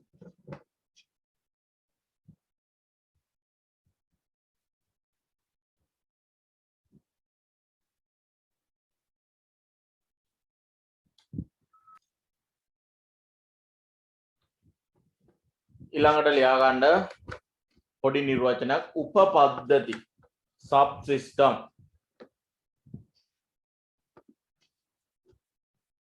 උපපද්ධති ඉස්සෙල්ලා අපි කියවුණා පද්ධතියේ ලක්ෂණ යටතේ උපපද්ධති තියෙනවා කියලා. ඒකලා එතන කියවුණා පද්ධති සීමාවක් තියෙනවා කියලා. සීමාව දැන් ඉවරයි. ඊට පස්සේ දැන් කතා කරන්නේ උපපද්ධති ගැන. උපපද්ධතියක් යනු ලියා ගන්න නිර්වචන මේ මාතෘකාව උපපද්ධති. උදේ අහගන්න උපපද්ධතියක් කියන්නේ පද්ධතිය ඇතුලේ තියෙන අර සංකීර්ණ කොටසක්ම තමයි. පද්ධතිය ඇතුලේ තියෙන කොටසක්. උදාහරණයක් බලා ගන්න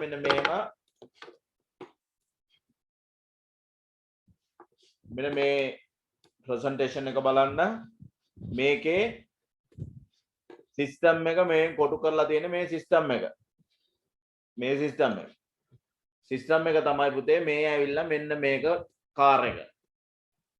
එතකොට කාර් එක ඇතුලේ තියෙන උපපද්ධතියක් තමයි බ්‍රේක් කියන්නේ. එතකොට තව එකක් තමයි මේ එන්ජින් එක ස්ටාර්ට් කරන්න ඉග්නේෂන් පද්ධතිය. එතකොට AC වගේ එන්ජින් එක කූල් කරන්න තියෙන එකක් තමයි කූලින් සිස්ටම් එක. අන්න ඒවා උපපද්ධති. එතකොට මෙන්න මේ කාර් එකේ කියන පද්ධතියේ ක්‍රියාකාරීත්වයට මේවා ඕන වෙනවා. උපපද්ධතිය ඕන වෙනවා. එහෙනම් මෙන්න මේවා සංඝටක ලෙසද හැඳින්වෙනවා. පද්ධතියේ අරමුණු හේවත් ක්‍රියාවලිය ඉටු කර ගැනීමට මෙම උපපද්ධති අතර අන්තර් ක්‍රියාවන් සිදු කරයි මේ තියෙන්නේ. බ්‍රේක් එකයි ඉග්නේෂන් එකයි අතරයි අන්තර් සම්බන්ධයක් තියෙනවා. කූලින් එකයි බ්‍රේක් එකයි අතර සම්බන්ධයක් තියෙනවා. අන්න ඒ වගේ පද්ධතියේ උපපද්ධති අතර අන්තර් සම්බන්ධයක් තියෙනවා. උපපද්ධති කියන්නේ පද්ධතියේ මොන දේවල් වලටමද? සංඝටක වලටමයි. ලියා ගන්න ඔය නිර්වචනය. මේවා සංඝටක ලෙස හැඳින්වේ පද්ධතියේ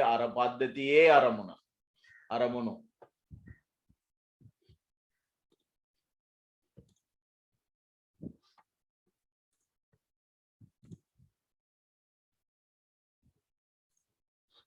පද්ධතියේ අරමුණෝ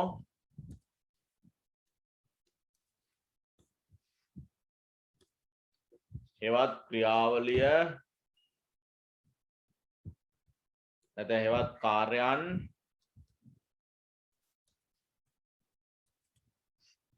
ඉටු කර ගැනීමට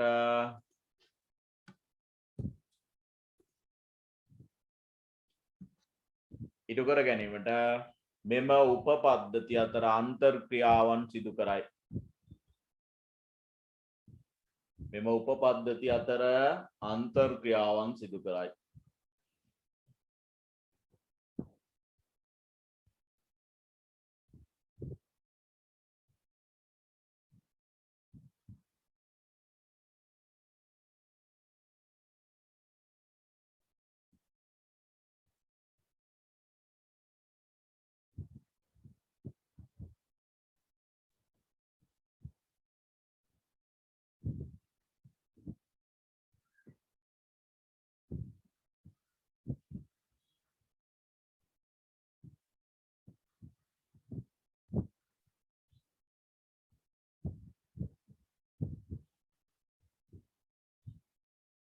හරි.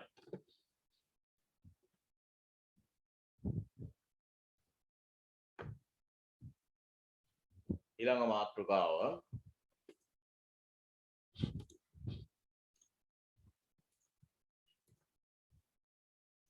පද්ධති වර්ගීකරණය. ඕන් දැන් අර පද්ධතියක් කියන කොටස ඉවර කරලා දෙවෙනි මාතෘකාවට තමයි ආවේ. ඒ කියන්නේ පුතේ මේ මෙහෙම අපි පටුණක් ලියාගත්තානේ. ඒකේ පද්ධතියකට අදාළ දේවල් තමයි මේ වෙනකන් කතා කරේ. මොනවද? පද්ධතියක ලක්ෂණ, පද්ධතියක නිර්වචනය, පද්ධතියක මූලික සංඝටක, උපපද්ධති, පද්ධති සීමාව, ඒ දේවල් කතා කරා. දැන් මේ කතා කරන්න යන්නේ පද්ධති වර්ගීකරණය. ලොකු මාතෘකාවක් නෙවෙයි. තොරතුරු පද්ධති වර්ග වලට කලින් පද්ධතියක් පවත්වාගෙන යන ක්‍රම කරන්න තියෙනවා. ඊට පස්සේ තොරතුරු පද්ධති වර්ග. මෙයා ලොකුම මාතෘකාව මේ පාඩමේ තියෙන. මෙයයි මේ දෙන්න. මෙයා තමයි ලොකුම මාතෘකාව. මේ පාඩමේ 60%ක් විතරම තියෙන්නේ මෙතන. පද්ධති සංවර්ධන ජීවන චක්‍රය. හරි. ලියා ගන්න එහෙනම් ඊළඟ මාතෘකාව පද්ධති වර්ගීකරණය. ලියා ගන්න. ප්‍රධාන වශයෙන් පද්ධති ආකාර දෙකකට බෙදයි. ප්‍රධාන වශයෙන් පද්ධති ආකාර දෙකකට බෙදයි. උදේ පද්ධති ආකාර දෙකකට බෙදනවා.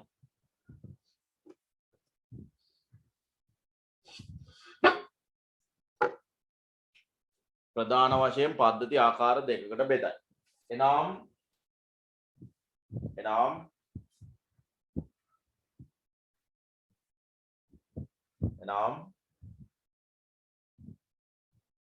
විවෘත පද්ධති දෙක සංවෘත පද්ධති. closed system open system. විවෘත පද්ධතිය වලට open system, සංවෘත පද්ධතිය වලට closed system. Recording in progress.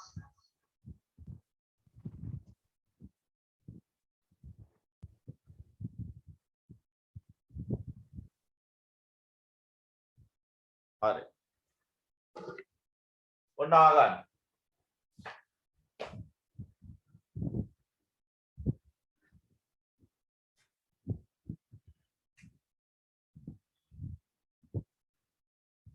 ඔන්න ආගන්න.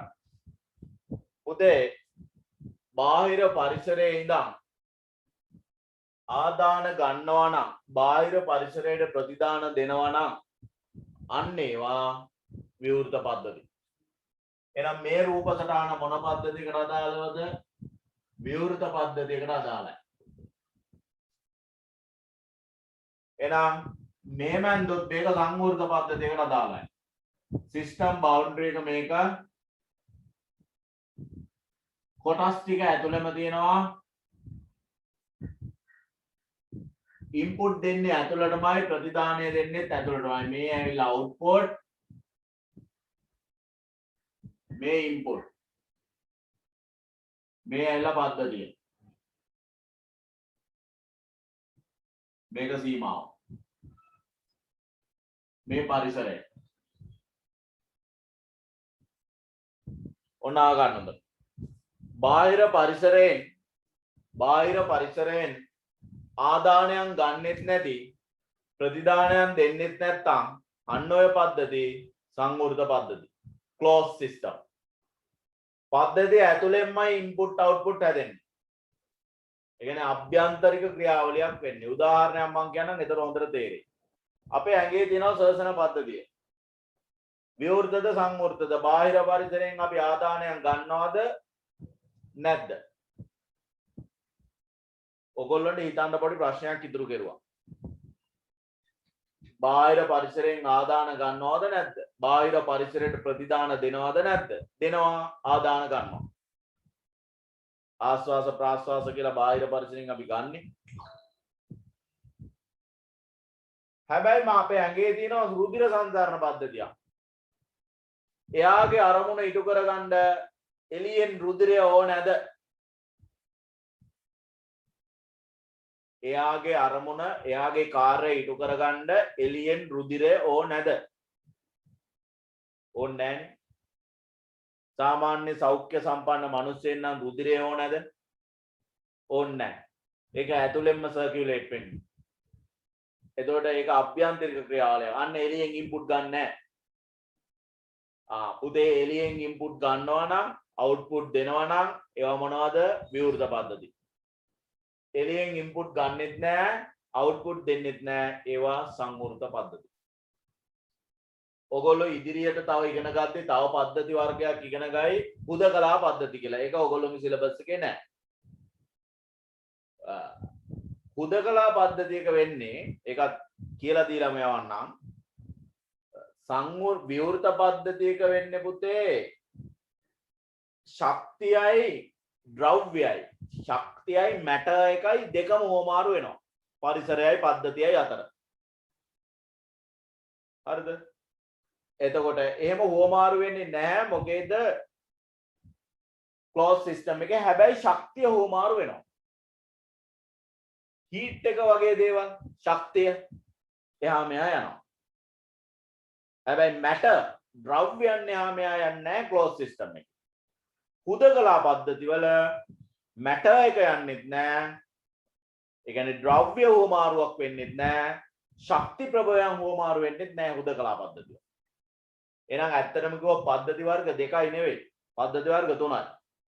විවෘත පද්ධති, සංවෘත පද්ධති, හුදකලා පද්ධති. open system, closed system, isolate system. එතකොට ඕගොල්ලෝගේ සිලබස් එකේ isolate system කතා කරන්න නෑ. එහෙනම් පද්ධති වර්ග දෙකයි විවෘත පද්ධති සංවෘත පද්ධති.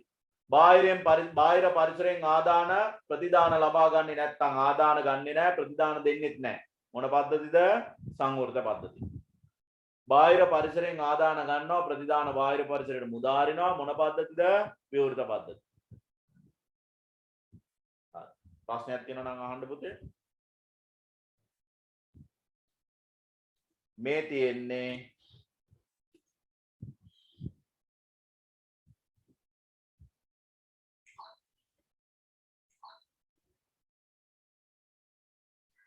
ඔය දෙක.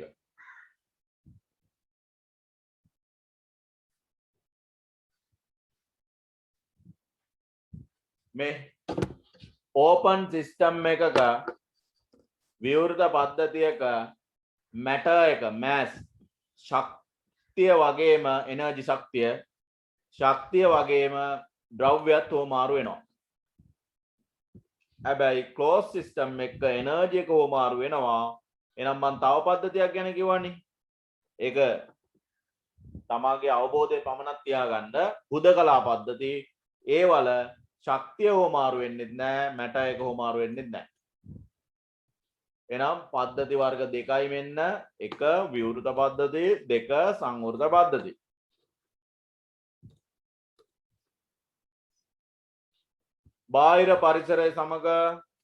බාහිර පරිසරය සමග අන්තර්ක්‍රියා සිදු කරන පද්ධති විවෘත පද්ධති වේ. එනම් බාහිරින් ආදාන ලබාගෙන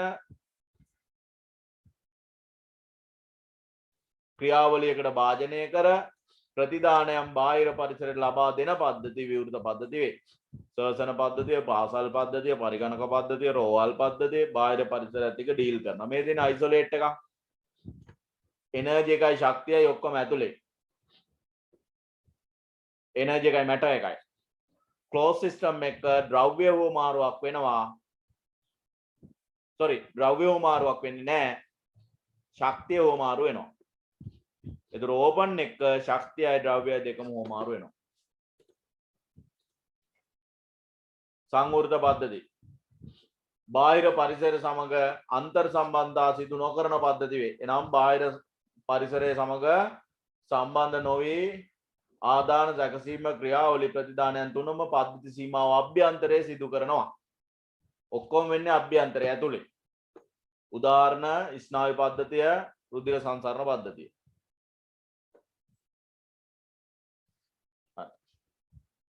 ප්‍රශ්නයක් තියෙනවා ඒකට උත්තරයක් දීලා ඉන්නම්. ලියා ගන්න විවෘත පද්ධතියේ නෝට් එක.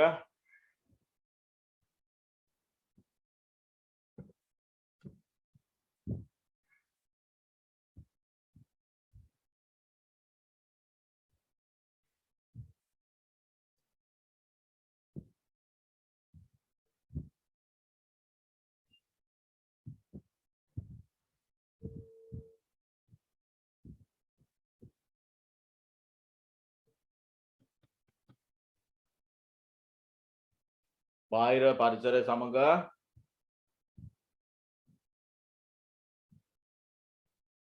අන්තර්ක්‍රියා සිදු කරන පද්ධති වේ. එනම් බාහිරින් ආදාන ලබාගෙන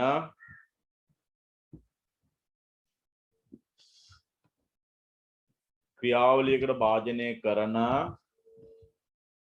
කර ප්‍රතිදානයන් බාහිරට ලබා දෙන පද්ධති වේ.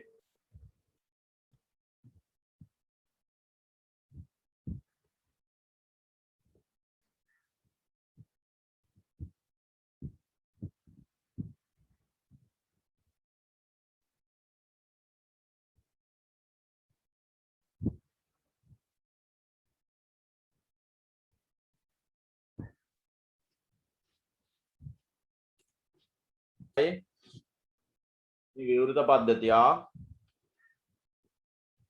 ඊට පස්සේ බාහිර පරිසරය සමග අන්තර් සම්බන්ධතාව පවතින පද්ධති. ඒ කියන්නේ බාහිර පරිසරයෙන් ආදාන ගන්නවා ප්‍රතිදාන දෙනවා. එහෙම බාහිර පරිසරයෙන් ආදාන ගන්නෙත් නැහැ ප්‍රතිදාන දෙන්නෙත් නැහැ. අභ්‍යන්තරයේම ওই දෙකම සිදු වෙනවා නම් සංවෘත පද්ධතිය. ඉක්මන ලියා ගන්න. ඔන්න සංවෘත පද්ධතිය.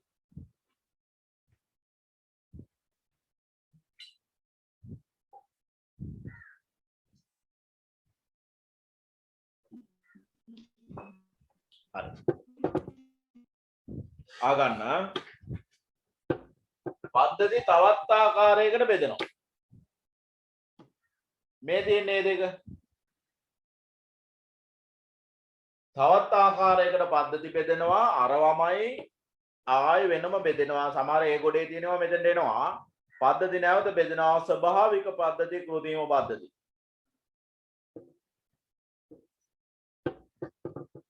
කෘත්‍රිම පද්ධති. එතකොට කෘත්‍රිම පද්ධති නම් අජීවී ගොඩක් තියෙන්නේ. ස්වභාවික පද්ධති තියෙනවා සජීවී කියලා. එතකොට මේක මේ එන්න ඕනේ මෙතෙන්ට සජීවී.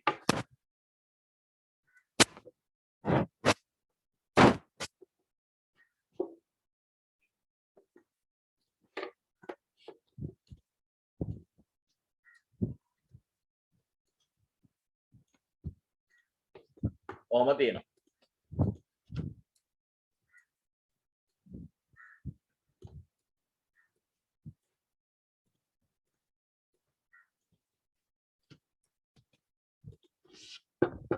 හරි.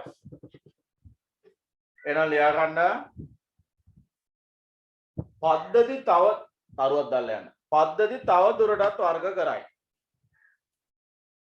පද්ධති තව දුර මෙන්න මේ රූප සටහන් දෙක ඇඳ ගන්න ඕන බෝඩ් එකේ තියෙන.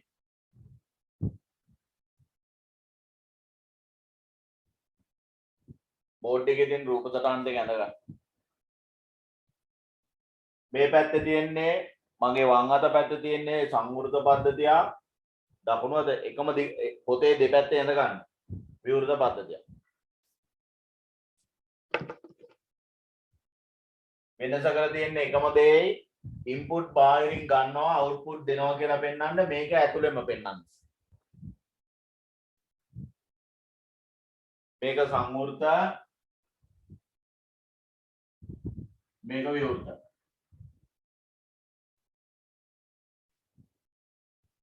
බෝඩ් එකේ තියෙන එක ඇඳ ගන්න.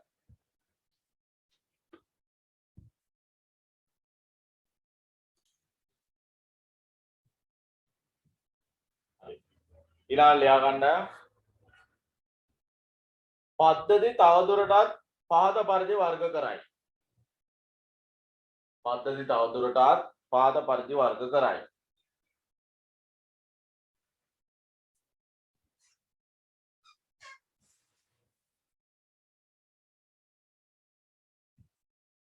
එනම්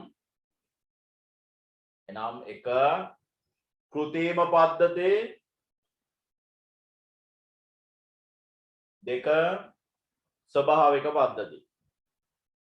ස්වභාවික පද්ධති. කෘත්‍රිම පද්ධති ස්වභාවික පද්ධති.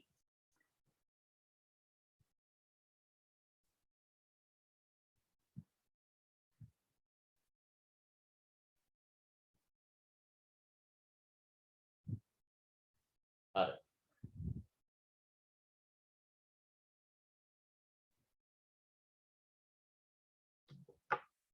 ධ්‍යාන අනුමාත්‍රකාව කෘත්‍රිම පද්ධති. කෘත්‍රිම පද්ධති.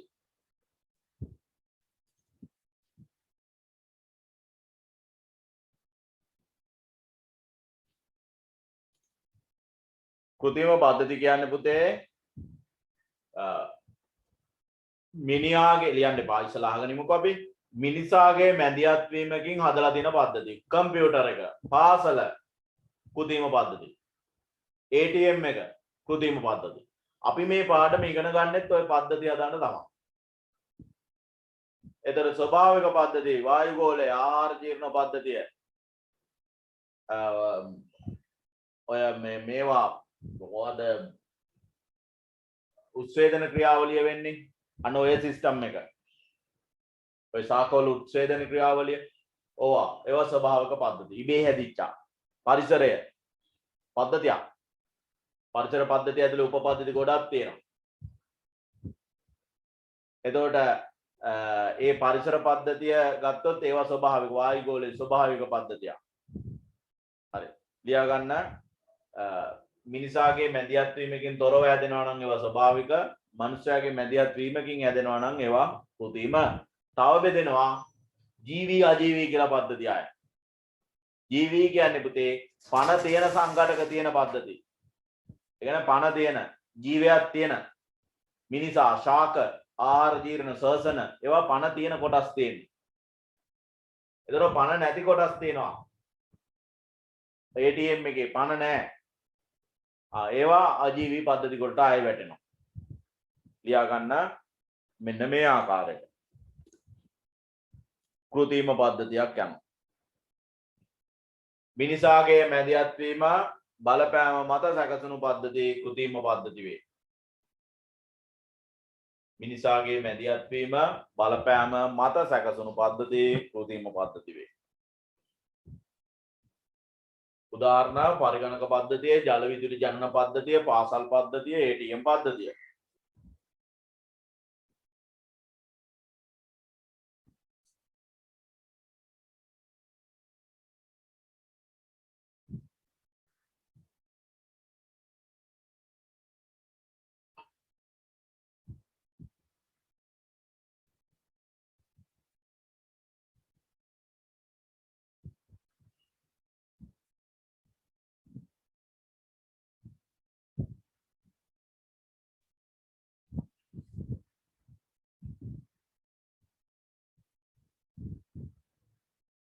හරි.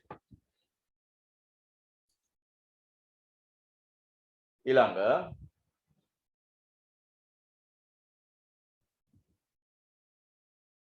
ස්වභාවික පද්ධති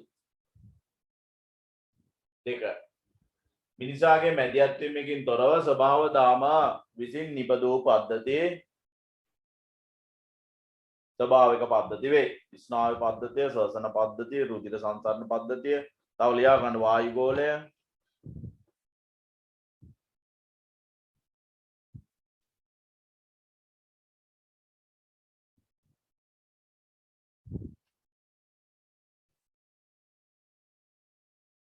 ජල චක්‍රය, පරිසරය,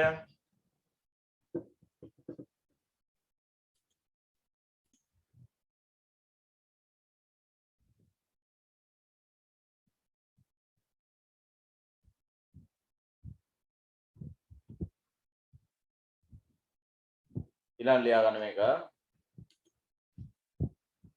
කරුවක් දාලා යන්න. ඉහත දක්වන ලද පද්ධති ඉහත දක්වන ලද පද්ධති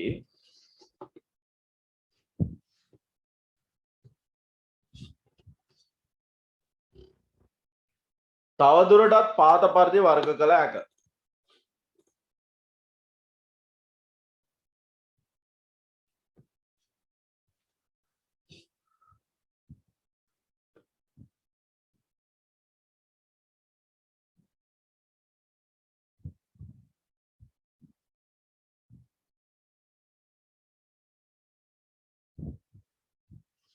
තවදුරටත් පාත පරිදි වර්ග කළ හැක. එක සජීවී පද්ධති, අනිත් එක අජීවී පද්ධති.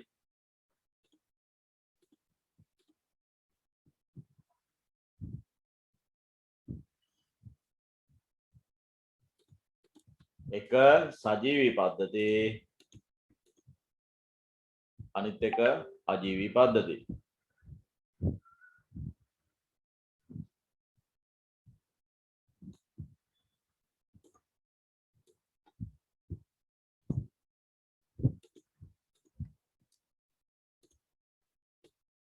ලියා ගන්න පුතේ.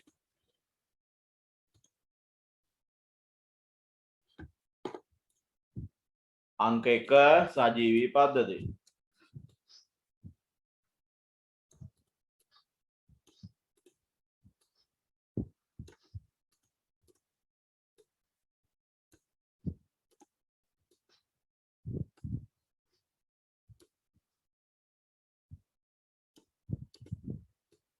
යාන සජීවී පද්ධති ජීවයක් ඇති කොටස් සහිත පද්ධති නැත්නම් සංඝටක සහිත පද්ධති. ජීවයක් ඇති සංඝටක සහිත පද්ධති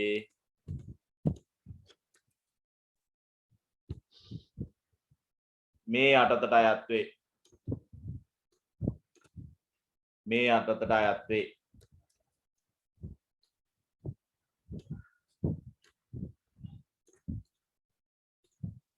උදාහරණ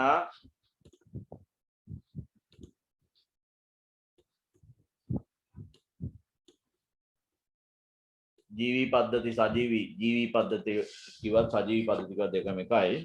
උදාහරණ පුතේ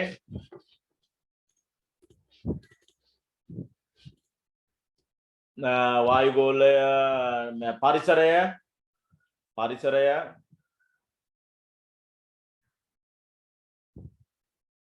ආහාර ජීර්ණ පද්ධතිය, ශ්වසන පද්ධතිය, ස්නායු පද්ධතිය, ඔය වගේ ඕන පද්ධතිය දාන්න බණ තියෙන ඒවා. ජීවී සංඝටක විතරක් තියෙන්නේ, අජීවී සංඝටක නැහැ. ඊළඟ එක අජීවී පද්ධතිය. ජීවී සංඝටක නොමැති, ජීවයක් ඇති සංඝටක නොමැති පද්ධති වේ.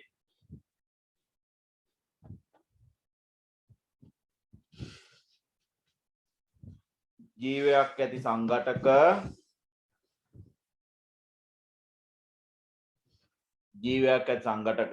නොපවතින නැත්නම් නොමැති පද්ධති වේ. මං කියන්නේ මේ ආජීවී පද්ධති ගැන. ජීවක් ඇති සංඝටක නොමැති පද්ධති වේ.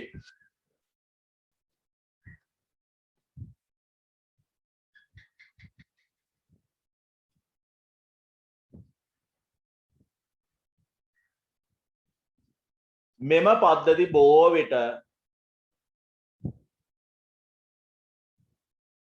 කෘතිම පද්ධති වේ. මිනිසා හදපුවා. මෙම පද්ධති බොහෝ විට කෘතිම පද්ධති වේ. උදාහරණ පරිගණකයේ ATM යන්ත්‍රය, රෝහල් පද්ධතිය,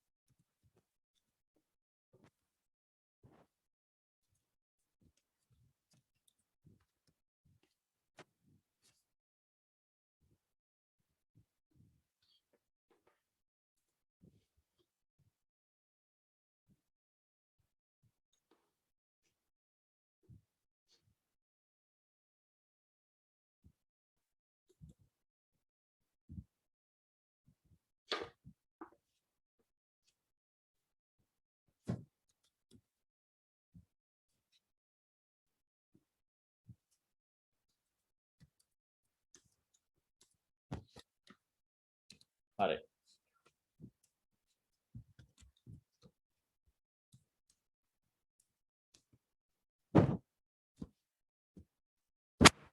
ඊළඟ මාතෘකාව ලියා ගන්න තොරතුරු පද්ධති.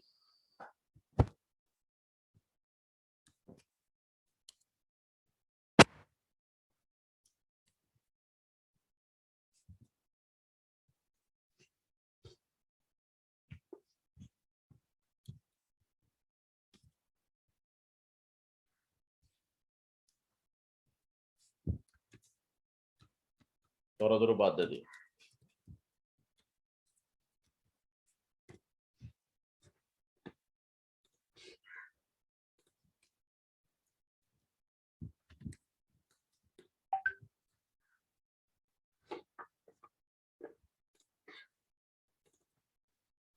හරි. තොරතුරු පද්ධති.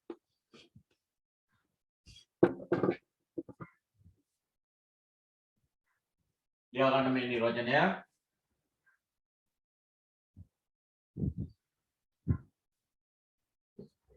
තොරතුරු පද්ධතියක් යනු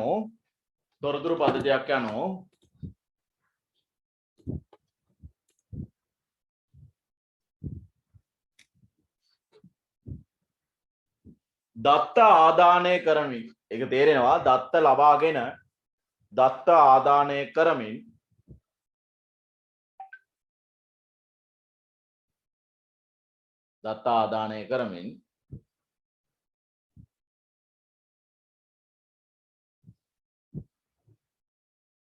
ඒවා ක්‍රමානුකූලව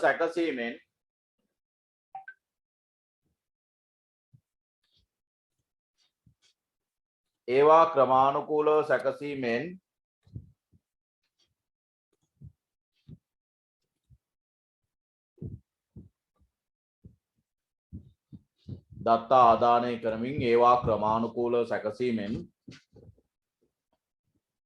තොරතුරු බවට පත් කරන පද්ධති වේ.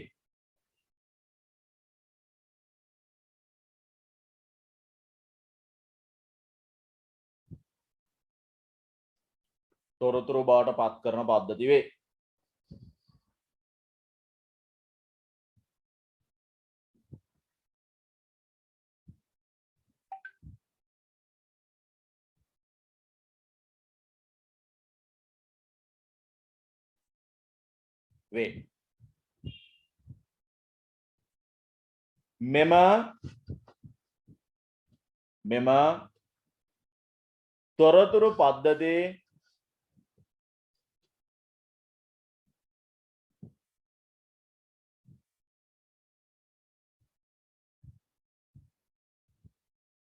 මෙම තොරතුරු පද්ධතියේ මිනිස් ක්‍රියාකාරකම් හා තාක්ෂණයේ එකතුවකි.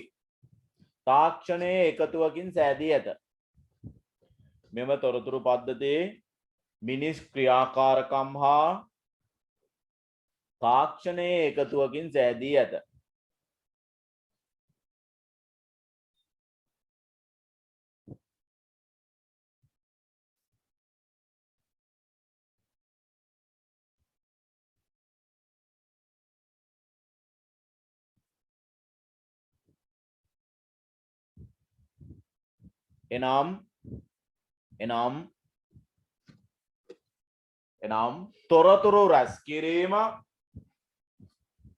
එනම් තොරතුරු රැස් කිරීම සැකසීම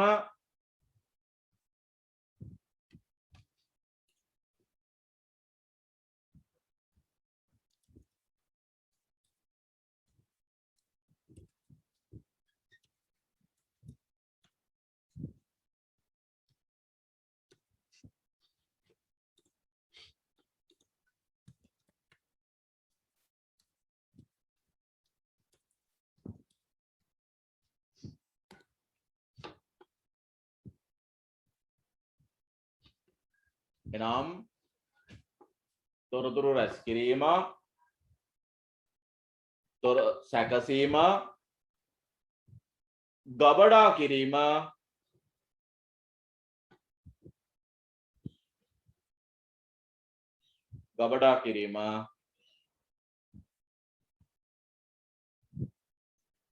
තොරතුරු රැස් කිරීම සැකසීම ගබඩා කිරීම හා බෙදා හැරීම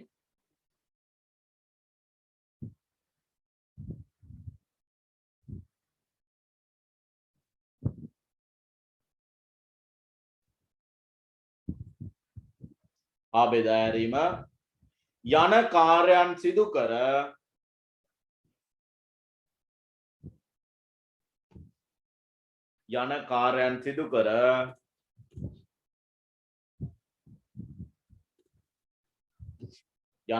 සිදු කර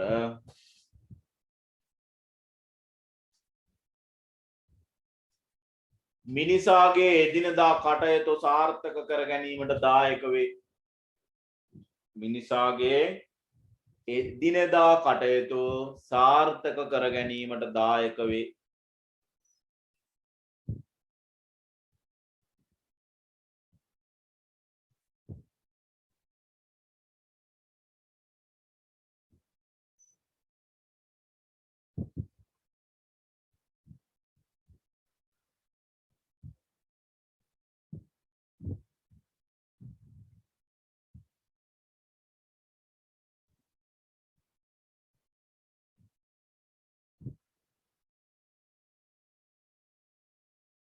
වෙනම රූලකින් ලියා ගන්න.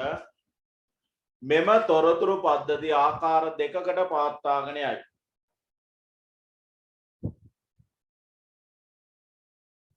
මෙම තොරතුරු පද්ධති ආකාර දෙකකට පවත්වාගෙන යයි.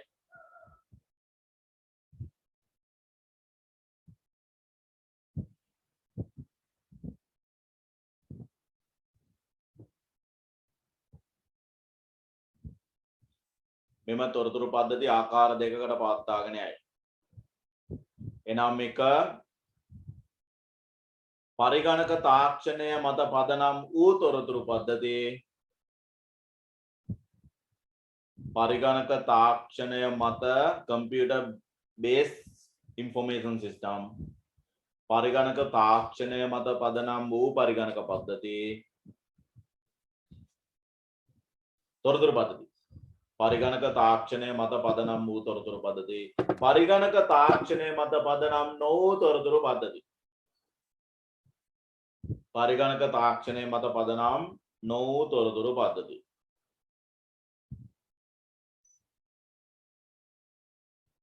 පරිගණක තාක්ෂණය මත පදනම් නොවූ තොරතුරු පද්ධති.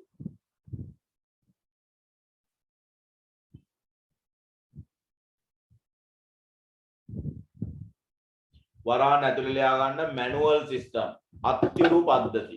අත්‍යුරු තාක්ෂණය මත පදනම් නොවිච්ච පරිගණක අත්‍යුරු ඕන් ආගන්න. ඔය කිව්ව දේ. තොරතුරු පද්ධතියක් කියන්නේ මොකක්ද කියලායි. තොරතුරු පද්ධති නිර්වචනය කරා සහ තොරතුරු පද්ධති පවත්වාගෙන යන ක්‍රම දෙක කිව්වා. තොරතුරු පද්ධතියක් පවත්වාගෙන යන්නේ පරිගණකයේ පදනම් කරගෙනයි. පරිගණකයේ පදනම් කරගන්න නැතුවයි. පරිගණකයේ පදනම් කරගන්න නැතුව පවත්වාගෙන යන එකට කියනවා අත්‍යරු. මැනුවල්. ඒතර මොකද්ද මේ තොරතුරු පද්ධතියක් කියන්නේ? තොරතුරු පද්ධතියක් කියන්නේ ලොකු දෙයක් නෙවෙයි පුතේ. ඒක උදාහරණයක් කියලා මම පටන් ගන්නම්. ඔය පුත්‍රිතිය එකේ තියෙන බිල් දාන සිස්ටම් එක හැමෝම යන තැනක් ඔය මම උදාහරණට ගන්නේ. ඔය බිල් දාන සිස්ටම් එක තියෙන ඕක තොරතුරු පද්ධතියක්. බලන්න ඒකේ වෙන්නේ මොනවද කියලා. දත්ත ඇතුළත් කරලා ඒවා ක්‍රමානුකූලව සකස් කරලා තොරතුරු වශයෙන් ගන්න පද්ධතියක් නේද? මොනවද ගන්න දත්ත? භාණ්ඩයේ මිල, මිලදීගත් භාණ්ඩ ප්‍රමාණය වගේ data ගන්නවා. ඒ දත්ත බාකෝඩ් රීඩර් එකෙන් අර ගන්නේ ලේසර් කිරණයක් ගහලා අන භාණ්ඩ මිලදී ගත්ත ප්‍රමාණය කීබෝඩ් එකෙන් එන්ටර් කරනවා. භාණ්ඩයේ මිල බාකෝඩ් එකෙන් ගන්නවා.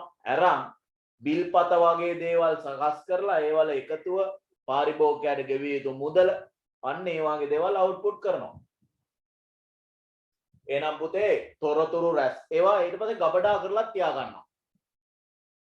තොරතුරු රැස් කරලා බලන්න ගේ දේ වෙන්නේ මිල අද දවසේ බිල් ටික අද දවසේ විකුණුම් වල එකතුව අද දවසේ විකුණුවට පස්සේ දැනට තොගේ ඉතුරු වෙලා තියෙන ගාණ කොච්චරක් කොකාකෝලා බෝතල් තියනවද කොච්චරක් සන්ලයිට් සබන් තියනවද හොයන්න පුළුවන්. උදේ වෙනකොට කොච්චරයිද තිබ්බේ හවස කොච්චරද තියෙන්නේ.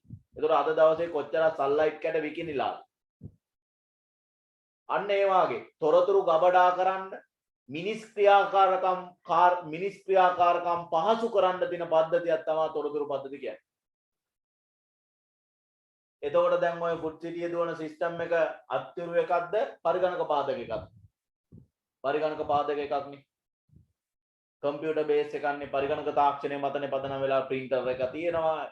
එතකොට ඒකෙන් print out වෙනවා, screen තියෙනවා, keyboard තියෙනවා, barcode reader තියෙනවා. පරිගණක තාක්ෂණය පදනම් වෙලා තියෙනවා. එහෙනම් මට කියන්න අත්‍යරු එකද ගොඩක් වාසි තියෙන්නේ පරිගණක පාදක එකද ගොඩක් වාසි. කාර්යක්ෂමතාව වැඩි, නිර්වද්‍යතාව ඉහළයි, වැරදි ප්‍රමාණය අඩුයි. මොකේද? පරිගණක පාදක එකේ වාසි වැඩි. අන්න ඔය පරිගණක පාදක තොරතුරු පද්ධතිය හදන ස්ටෙප් තමා ලොකුම මාතෘකාව මේ පාඩම. පද්ධති සංවර්ධන ජීවන චක්‍රය. ඒකෙදි අඳිනවා ඩයග්‍රෑම් වර්ග තුනක්.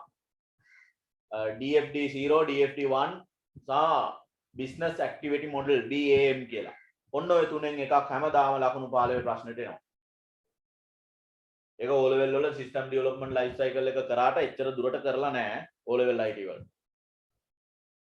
එතකොට ඔය O level IT ඉගෙන ගත්ත අය system development life cycle එක ඉගෙන ගන්න ඇති.